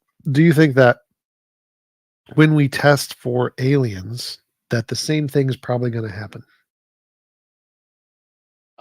No. I mean, so we're testing for them right now, and it's within our own government. And they've even relabeled them UAP. But nobody thinks those are aliens. Those are physical phenomenon. Well, what is an unknown? Isn't that alien in itself? No, usually it's birds. So like there was a famous one of pilots watching an object that was traveling like 8 times faster than the speed of sound or something, and they were watching it and trying to lock onto it with their targeting computer, and it was very hard because of how fast it was moving. What they discovered was it was actually just a bird flying the opposite direction as them, and the reason it seemed like it was going so fast was because the water behind the bird was moving the opposite direction at that speed. So like if the plane is going straight and another object is going the other direction, the plane is looking at the other object. The speed that the ground beneath the other object looks like it's going is going to be super, super fast. And really, just the other object it's a bird. It's traveling the opposite direction, and it just gives the illusion that it's traveling at an insane speed. Correct. So, like, since we updated our navigation systems in the F-18s back in, what was that, like 2014 or so, we started seeing them a lot more. And this is where we actually, like, the Nimitz case and a couple of these other cases where they actually were able to lock onto these objects, caught them moving against the wind. Same speed and everything. So there, I mean, it works both ways. So I guess you could say we probably captured birds. And we've captured Right. So, but all of them have been natural phenomena. None of them have been anything UFO-y. What is natural? Are we natural phenomenon? I meant more like things that we already know about. Natural things we already know about. There's been nothing new, nothing that's ever been discovered. No forces, no new particles, no new species, no new anything ever discovered by any UFO video by the military ever. It's just other stuff we already know about that I just didn't understand. No, incorrect. So, like, say even with that Nimitz case, when they were tracking the UFO, they have like a vector point that they would go meet up on. So they went to move to their vector, and the UFO had disappeared, and was waiting for them there. No, that is incorrect. So if you actually That is actually very correct. No, it's actually not correct at all. This was actually very well understood. And if you Thunderput has a great video on this, which is hilarious, which he literally just shows exactly how this happens naturally, and they just don't understand physics because military officers aren't experts at physics. They're just people These with are guns Top Gun pilots who are not educated in science at better all. in physics than most of us here. No, that's not how it works at all. And Top Gun pilots are not trained trained physicists. No. But Thunderfoot has a great video about this on the Tic Tac UFO. You just go find the Thunderfoot video. He explains this in detail of how this is fully explained naturally, and there's nothing special about it whatsoever. Well, can I also ask Everyone's you, always Aether? going to try to debunk everything. Well, They don't want to accept truth. Well, if we have Well, a trying to known debunk is natural good. thing that can explain something that someone thinks is spectacular, then yeah, that debunks it. Debunking is good, but literally everything, no. Well, we don't Everything that debunk everything. doesn't make novel Bro, predictions. all of yeah. us want aliens to be real. That would be What are you cool. saying? There's like thousands of videos out there of these chips and stuff, and yet no one still wants Yes, to and there believe. are also thousands of videos There's of that, ghosts and there's and millions spirits and voodoo and Jesus reports of on toast. people, But Aether, can I countering ask these you, things. why specifically were you selected? Who knows? Yeah, I would like to. I Yeah. guess there is no answer. Just you were the lucky one. No, I mean that's their agenda. What is the purpose? I mean, we're breeding, like, they're Well, breeding us. Why or for what? Oh, Or well, like, what do they that's a see good thing specifically? to know. They're breeding us. Yes, How do you know this? because there's also thousands of reports of women being, taken on board, having a pregnancy, going to the doctor, finding out they're pregnant, haven't been with a man in years. You don't think it's more likely they just got another drunk? instance going on board and the baby's gone, go back to the doctor and the doctor's like, what the fuck? Where'd your baby go? You don't think that's just a miscarriage? No. Because those are two things that happen a lot. People get drunk and people get miscarriages, and those are both extremely common, and they both fully explain that entire phenomenon of all the people having personal experiences. But it could be alien Minecraft. Yeah, see, I mean, people are just so quick to come up with explanations for it. But there's more to it than meets the eye. Just saying. The most likely explanation is usually the simplest. In order to justify the belief No, that, it's like, not. That's human common knowledge. This is what keeps us people. No, typically simplest solution is correct. That's one of the things in physics we like simple. Simple's good. That sounds like a physicist that says that breaks the laws of physics. Nothing can break the laws of physics. As far as we know, yeah. Nothing can. You just don't understand the physics. So how about we understand them? As far as we know, nothing can violate the laws of physics. That is correct. Like the speed of light can't break it. Information can't travel faster than the speed of light, unfortunately. That you know about. That physics knows we're about. not. Yes. We're humans on this planet. We're not like all knowing. We're not like the top of the food chain. Right. But what's more likely, that people's personal experiences discovered something that fundamental physics can't, or that people's personal experiences are already explained by something physics already discovered? Illusion, misconception, illusions, misunderstanding. It's a way to, just like Freemasonry. You have knowledge and you hide it from others. It's the same thing. Just because they have it and they know it and they're working on it doesn't mean they need to tell you. Like who has this knowledge? Like the millions of astronomers all around the world who never discover these people, but some random people who get abducted somehow do. Or hey, what about Bob Lazar? He's a physical another great video on Thunderfoot. I just asked, were you part of the breeding program? I don't know. Probably not. But there's a possibility. I would say probably not. Possibility. It's the same way we mess with animals. We're trying to bring back the woolly mammoth right now, right? Like, who's to say there are other beings out there messing with other creatures? I would say because we have no good evidence so far.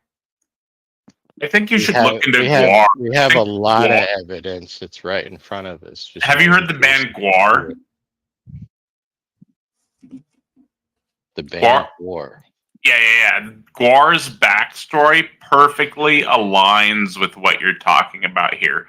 So Guar is a heavy metal band from outer space, right? And so they got banished from their world, and so they came to Earth, right? And that was millions of years ago, right? And so basically they fornicated with apes, right? And they produced the first humans. And then they've continued over the years to produce crazy, awesome heavy metal music, right? But they've been around for millions of years on our planet, right? And they formed the human. That sounds just like what you're talking about here, right? Right. Well, that is kind of the storyline here, right? With the Anunnaki and the Nephilim and stuff like that. That is kind of already the story. So I'm sure they were just talking about that. Guar, the heavy metal band from outer space. Right. I'm sure, like, but the story already existed, so it sounds like they were just kind of ripping it off. Well, no, they formed the humans, right? They made it Right. with the Like the age. Anunnaki and the No, I'm talking about Guar, right? That's their backstory. That's how they got here. Right. But the story is already there, is what I'm saying. No, I'm talking about Guar. They're people that exist, or I guess aliens that exist and play music. I get what you're talking. You're talking about the band, right? But yeah. Yeah, they're from outer space. Without a place. I mean, what do y'all think about the Nephilim and any of that? Any ideas? I think it's crazy that sometimes they come in here and they're like, you guys don't understand biology. And then they're like, by the way, giants exist. That's a tough. I mean, their story. I mean, we're talking, religion and stuff. So there are stories that have been passed down for thousands of years, right? Unfortunately, yes. Sometimes they're good. Sometimes they lead to people thinking they're literally true. But yes. Right. I don't know. I would say that what you have going for you is that UFOs at least are natural. So of all the religious claims that we could possibly come against, at least yours could possibly exist. I just think we underestimate how hard it is to get here. And it feels like it would be a bigger phenomena if they actually did arrive. Maybe that's just me putting my 3D chess on their 4D chess. But I don't know. In our 2D chess, we're Be willing to say there's probably another civilization somewhere in the Milky Way, right? Of low or whatever, right? But there's no way they're off planet, right? Even if we grant that, let's grant that. There's no way they're off planet. There's no way, and even if they are off planet, slightly past the degree we are, and they have advanced physics, I mean, there's still no way that by the time they got here, we would be as advanced as they were. But or we would be way beyond advanced. That we have been taught. It would take so let's say they find a way to do a warp hole, right? Or a wormhole. And it takes them like I would say they're 22 days in the wormhole. Let's say something that takes 22 years, right? So like something that would progress. So they're going probably, I don't know, 70 light years or something like that, right? I think that's how that math works out. They could. I don't know how to do that. It would be like, I'm sorry, it would be like 10 light years or something with the wormhole. But anyways, the math works out to the point where they would be here in like 22 years, but we'd have like hundreds of thousands, if not millions of years pass during that time frame, right? So even if they're at that point where they're on their way to us, and if it's taking them 22 years or whatever time frame it's taking them, traveling close to the speed of light, we're going to be like way beyond where they started on their path to getting here. Correct. Like that's if we were going off of our basic knowledge of physics. But what if these beings or something develop something to where they can manipulate time and space? So that's what I'm talking about, a wormhole, right? But it has limitations, right? And that's only if like the science that we're working on is right. And we're actually getting there ourselves to where we can manipulate time and space. But yeah, my thing that's also why I get a little bit skeptical of aliens reaching here is just because we go, well, look at us. It's just got to be a civilization that gets advanced as us.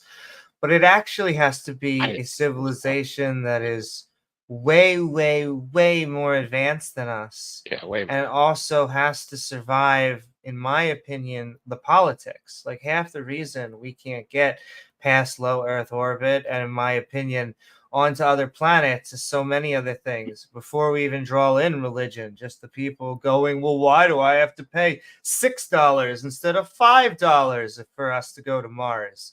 Like it's that kind of thing. Or why should I have to pay any money? I see it as they were here before us and jump started this planet basically with us. See, but now you're going into And then they are and then they are also like politics doesn't bother them. They created our politics. They created our religion. Oh, It's see, working but working exactly how they intended to. Aether, I see that I find actually the least believable of even the alien claims. It's like there's a civilization where everyone I is know being it's crazy. Let me rephrase what I was saying because I needed to double check myself. So, not necessarily a wormhole, but if they could find a way to travel at 99.9% of the speed of light, the closest one is 4 years to get to Alpha Centauri, 4 light years to get to Alpha Centauri at the speed of I light, think it's right? like 7 for Alpha Centauri. Or whatever. But if you could travel at 99.9% of the speed of light, and it takes 4 years normally, it would take I don't know what the exact time frame is, but you would be experiencing approximately 65 days on board, right? So just scale that up to assist. Just maybe that's not the system. Maybe it's much further away. But all I'm saying is just scale that up dramatically, right? By the time they actually get here, we're going to be so far advanced. That's all the point I was trying to make there. I get your point. And with the age of the stuff in our area, it's probably likely there's something there, but there's no way they're here. Unfortunately, I wish they were here. That'd be so cool. They are here, dude. But They ain't there? Hold on. They're just so advanced. They're good at hiding it and masking it. Yeah. But can I press you on this because it gets very us anthropomorphic? Like, what do they look like? Oh wow, they just happen to look like us, and it makes it kind of weird because all the other life would just be our context. Everything else is here just to make sure that eventually there'd be things that look like them, and here we are. And so we're the goal of what they want, and we got the government that they want because that's the way the plan wanted. But at least from a natural viewpoint from us, it just looks like everyone is actually equally evolved, and that humans, in fact, consciousness isn't that important in like the grander scheme of the universe from a cold naturalistic view. And so like what's that? I think it is. I think that's actually what they're working on to bring us up to speed. But like, to the okay, but are they trying to also bring plants up to speed who are equally evolved as us and don't look like them? Plants? Yeah, plants. Like I they're mean, the reason we're here. Possibly, like with the way the One of planet evolves and it's useful for the planet. Yeah, possibly. But I guess why is it us that we want them to look like? Was the other apes they didn't quite fit the model? They're like them, but just not hitting it. Yeah, exactly. You know, don't we do the same thing in our experiments? I guess if we're trying to actually make something, but don't you see? This is what I mean. It becomes an us-centric goal. We're the goal. We're the alien output. We're the ultimate achievement. Oh my goodness. You should watch people walk into walls after tripping over their own feet. Bro, have you been to have you been to Walmart?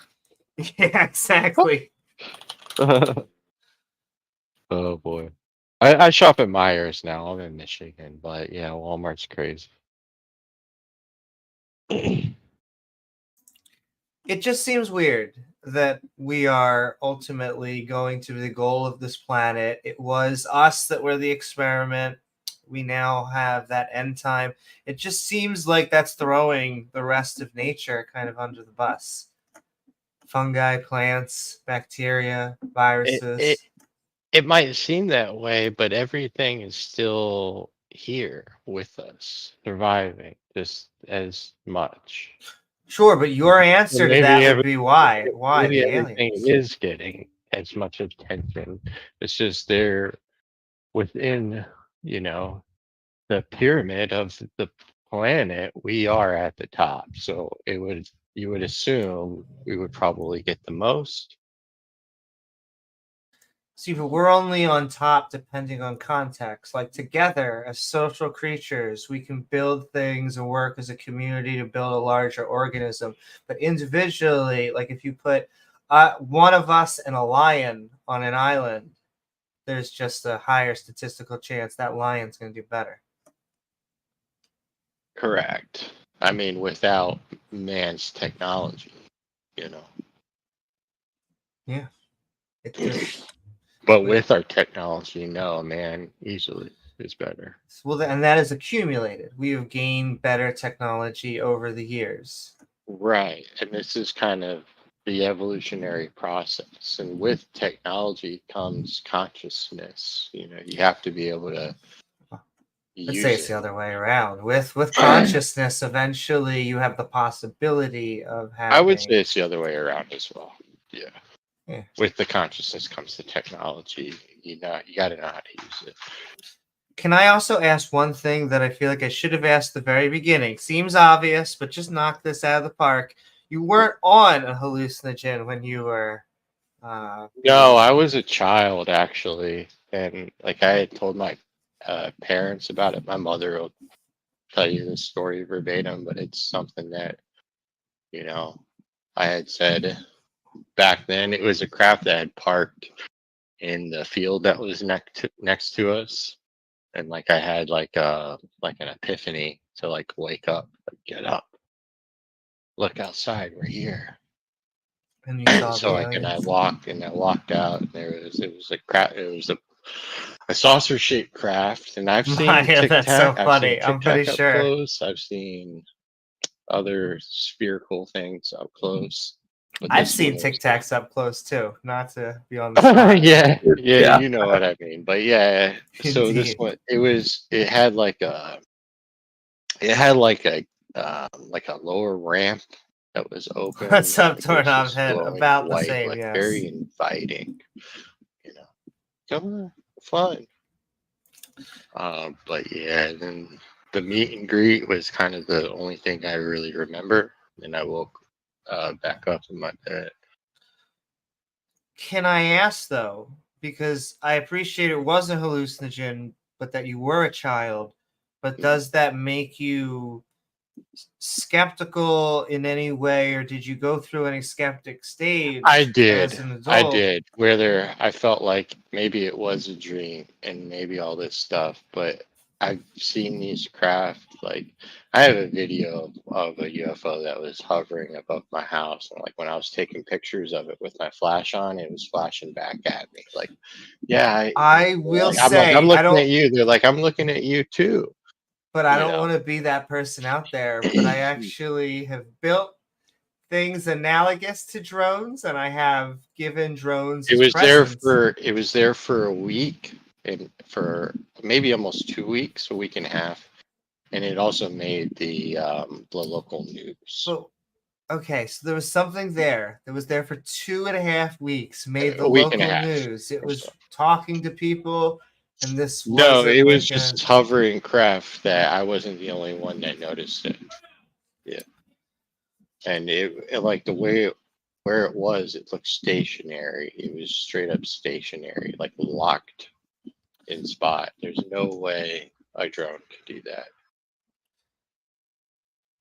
I was gonna say someone in my chat saying police helicopters could also exist, but I Police don't. helicopter can't sit in one spot for a week and a half with and not move against the wind without having to refuel. Nope. Sorry. I guess so. Then it has to be aliens.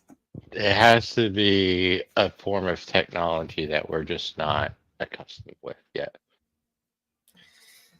Because there is a definition of UFO that I very much like, which is unidentified flying object, which means we just don't know. It's exactly what it is to UFO. I think we're running low on time. Was there anything you wanted to finish up with, Aether? No, I'm good, man. Y'all are chill. Well, this was a pleasant conversation. Thank you very much. But yeah, it was nice conversation, Aether. I'm just going to say that same point, which is when we don't know something, is that, we just don't jump. But I'm interested to hearing you come on for more. Yeah. Oh, yeah, I'll be back. Always. All right. Take care. Thank you for coming up. Yep. So that brings us to the end of our show today. Thank you, everybody, for joining us. And I guess we'd like to hear from people. Final thoughts for today. Maybe you would like to start, Taco? Oh, me? Sorry if I seem kind of grumpy with Otangelo there. We've talked to him for years now, and it's the same talking points, the same arguments that are constantly refuted.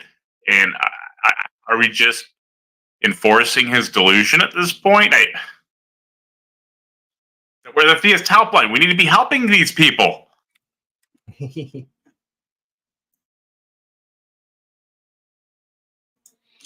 Yeah, I guess I'll go next. It was another fantastic episode. Good to be back having fun. What would convince us that a god exists? I think that both Randolph and T-Jump had good methodologies. Was let us try out some of these powers and maybe give us an experiment that we can actually test out. T-Jumps was more science focused, though, I will say. That's for sure. Mine would be more anecdotal focused. Different approaches. I think he was going to nitpick. This is just my impression. And Luke, once again, you seem like a nice guy, but I think he was going to nitpick no matter which way that you tried to cut it. But because if you didn't want that power, then fine, give us another power. Make us have something. I'm sure we're most powerful, right? You got to be able to have something under your belt, but I guess not. Oh, but you're right. I mean, I like T-Jumps because novel testable prediction is a fancy way of saying, please come with an experiment. Please stop talking about it and just actually give us a way that we can tell fact from fiction. Give us an experiment. So yeah, and I think that's what often a lot of atheists are looking for, is just some way to experiment and tell a difference between a God that does not exist and a God that is just pretending to exist, because that's what he seems to be doing. We had prime movers. The phantom particle was fun, talking about hypotheses, maybe one day. We actually skipped past abortion. That's good. Yeah, it's it derails everything. So just like the anti-vax stuff derails everything too. Indeed. And the Shroud of Turin. And a lot of those are analogous or aligned with religion. If not, they always take the side of the people, like the anti-vaxxers. Who they find refuge in is the really crazy people, but that's another. The Shroud of Turin, factually, at this point, is known to have come from the 1300s. And yeah, I'm open to aliens. Listen, at least it is within the natural world. It's just that I don't think there is good enough evidence to push us in that direction. A UFO is indeed unidentified flying object for a reason. With that, please subscribe to T-Jump, Taco, Randolph, my own. Go have an amazing skeptical rest of your day. Thank you very much, Amy. T-Jump, did you have anything you'd like to add, or tell us a little bit about the Church of the Best Possible World again? No, not really. Go sign up for the Best Possible World Church. Yeah, somebody in our YouTube chat earlier wrote "Y jump" by mistake, then immediately corrected it to T-Jump. That was kind of fun. So I've just recently started this new website called The Golden Preference. It's just a one-pager, which is fine. It explains what the Golden Preference is and how it makes things better than the Golden Rule. I am actively promoting this idea that I came up with a few years ago, quite a few years ago, to kind of be the modern replacement for the Golden Rule, because I think it's sorely outdated, has problems, and this fixes those problems. There are multiple problems with it. So if you have a moment, please take a look at goldenpreference.com, and we can hopefully get the word out on this and get people, when we're talking with religious people in the future and they bring up the Golden Rule, we can say, oh, well, hey, we've got something better than that. We've got the Golden Preference. We need to try to encourage people to progress.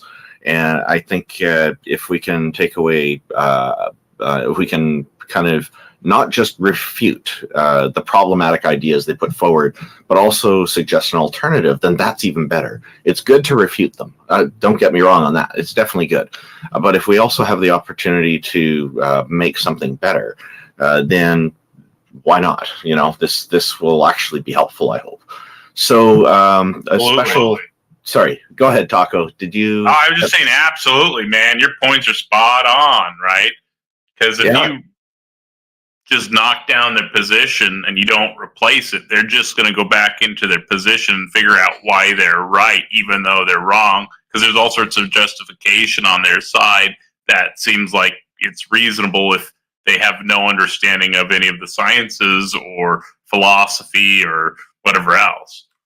Yeah, and then this way, with their replacing it, instead of just finding a way to go crawl back under the rock, now they have something they have to address, and they have to try to come up with arguments why the old way is better. So yeah, thank you. That's a good perspective. What were your final thoughts about today, Taco? Oh, I already asked you. Yeah, it was fun. It was fun. I just need to focus on making a difference for people like Otangelo and not letting them dig in like that. Oh yeah, you went a bit harsh on him, but I think I can understand that you were a little bit kind of put off by kind of had enough of, because he keeps doing the same arguments. Like, you know who's even worse for that is Kent Hovind. He's a broken record all the way. He's got the same points he keeps going through over and over and over again. Well, on DVD number 5, actually. That sounded like Kent Hovind talking. Holy cow. Yeah, but pretty horrible one. That's why a lot of people like to hit him. People keep telling me I should hit him, and I'm like, Kent Hovind is a whack job. That dude has been refuted by the top scientists. That dude, like literally, the top YouTube scientismos have all refuted him for what, like 15 years now, and the dude still says this nonsense. You know, you have to decide where you want to put your time and effort. And so, you know, if you don't want to cover them, then don't cover them. There's so many different people out there to cover. It's just hard to cover everybody. All I'm saying is that guy is insane. He's a scam artist. I think he knows better by now, but he knows the truth. He absolutely knows the truth. Yeah, he's Oh, go ahead. Oh no, but it was a fantastic stream. No, he knows better, but the money revenues and all of the other stuff that he gets from his whatever camp out there, and it's tax free, you know, whether he pays his taxes or not. Yeah, he went to prison for some tax evasion for a while there, and then his son Eric took his business away from him while he was in prison. And there's obviously some issues between the two of them there, but that seemed pretty dirty to me. I'm thinking, that's not very Christian of you if you guys are all claiming that Christians are honest and respectful to everybody. But anyway, it's just he was able to get going again, I guess, but that would kind of suck to kind of lose your family members over something like that. Like, wow, what happened? So there's a lot more than meets the eye there, I suspect. But yeah, back to the Golden Preference and the idea of putting in replacements that are actually helpful. One of the most important aspects of this is that the replacement, if possible, is actually doing something to kind of promote making life better for people. So that would be the very best. At least if it's kind of replacing older ideas with bad ideas with facts, that's the number one thing, of course. But if it can also be something done in a way that helps to contributing to making people's quality of life better somehow, even if indirectly, then I think that would be an even better way to go on something like this. So again, thank you to everybody for tuning in. Really appreciate it. A special thanks again to our sponsors, the Politics Discord at www.discord.gg/politics, and also the Canadian Atheists at www.canadianatheists.ca, the organization I run. We really appreciate everybody tuning in and conversing with us, and also just listening and giving us some feedback in the audience. We appreciate all of it, and we look forward to everybody hopefully gets to tune in again next weekend, next month. We're on the first Sunday of every month. You can find out more about our schedule at www.theisthelpline.com. If you know others who might find this program interesting, please feel free to share that link with them at theisthelpline.com, or tell them about this somehow. Again, thank you, everybody. Have a great and wonderful weekend, what's left of it. Thank you so much for everyone.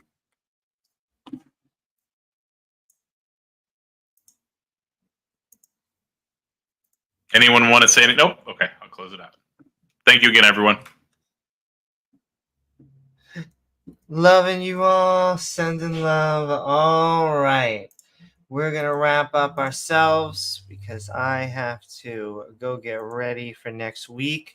Though I'm sending love to the Politics Discord, to all of my co-hosts on there who you should check out. You should check off Randolph. You should check out Taco. You should check out T-Jump. You should check out, we had our former host. You should go check out Jay Warren. You should go check out all of them.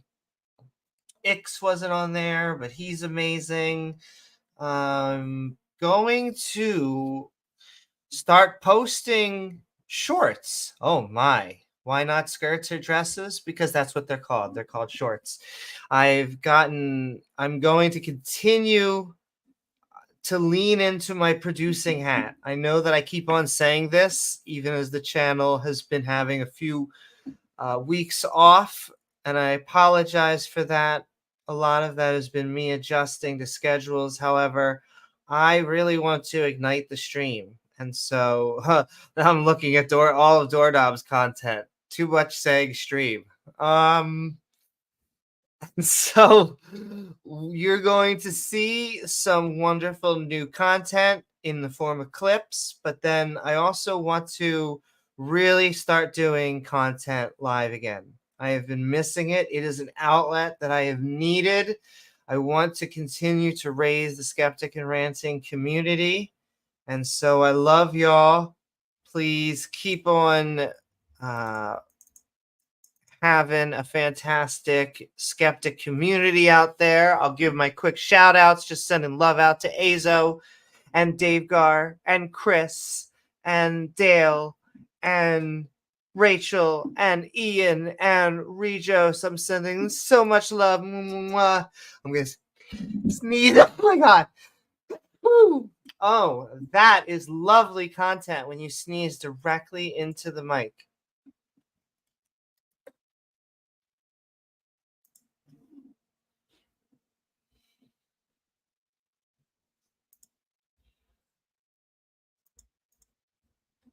Wow. So, do.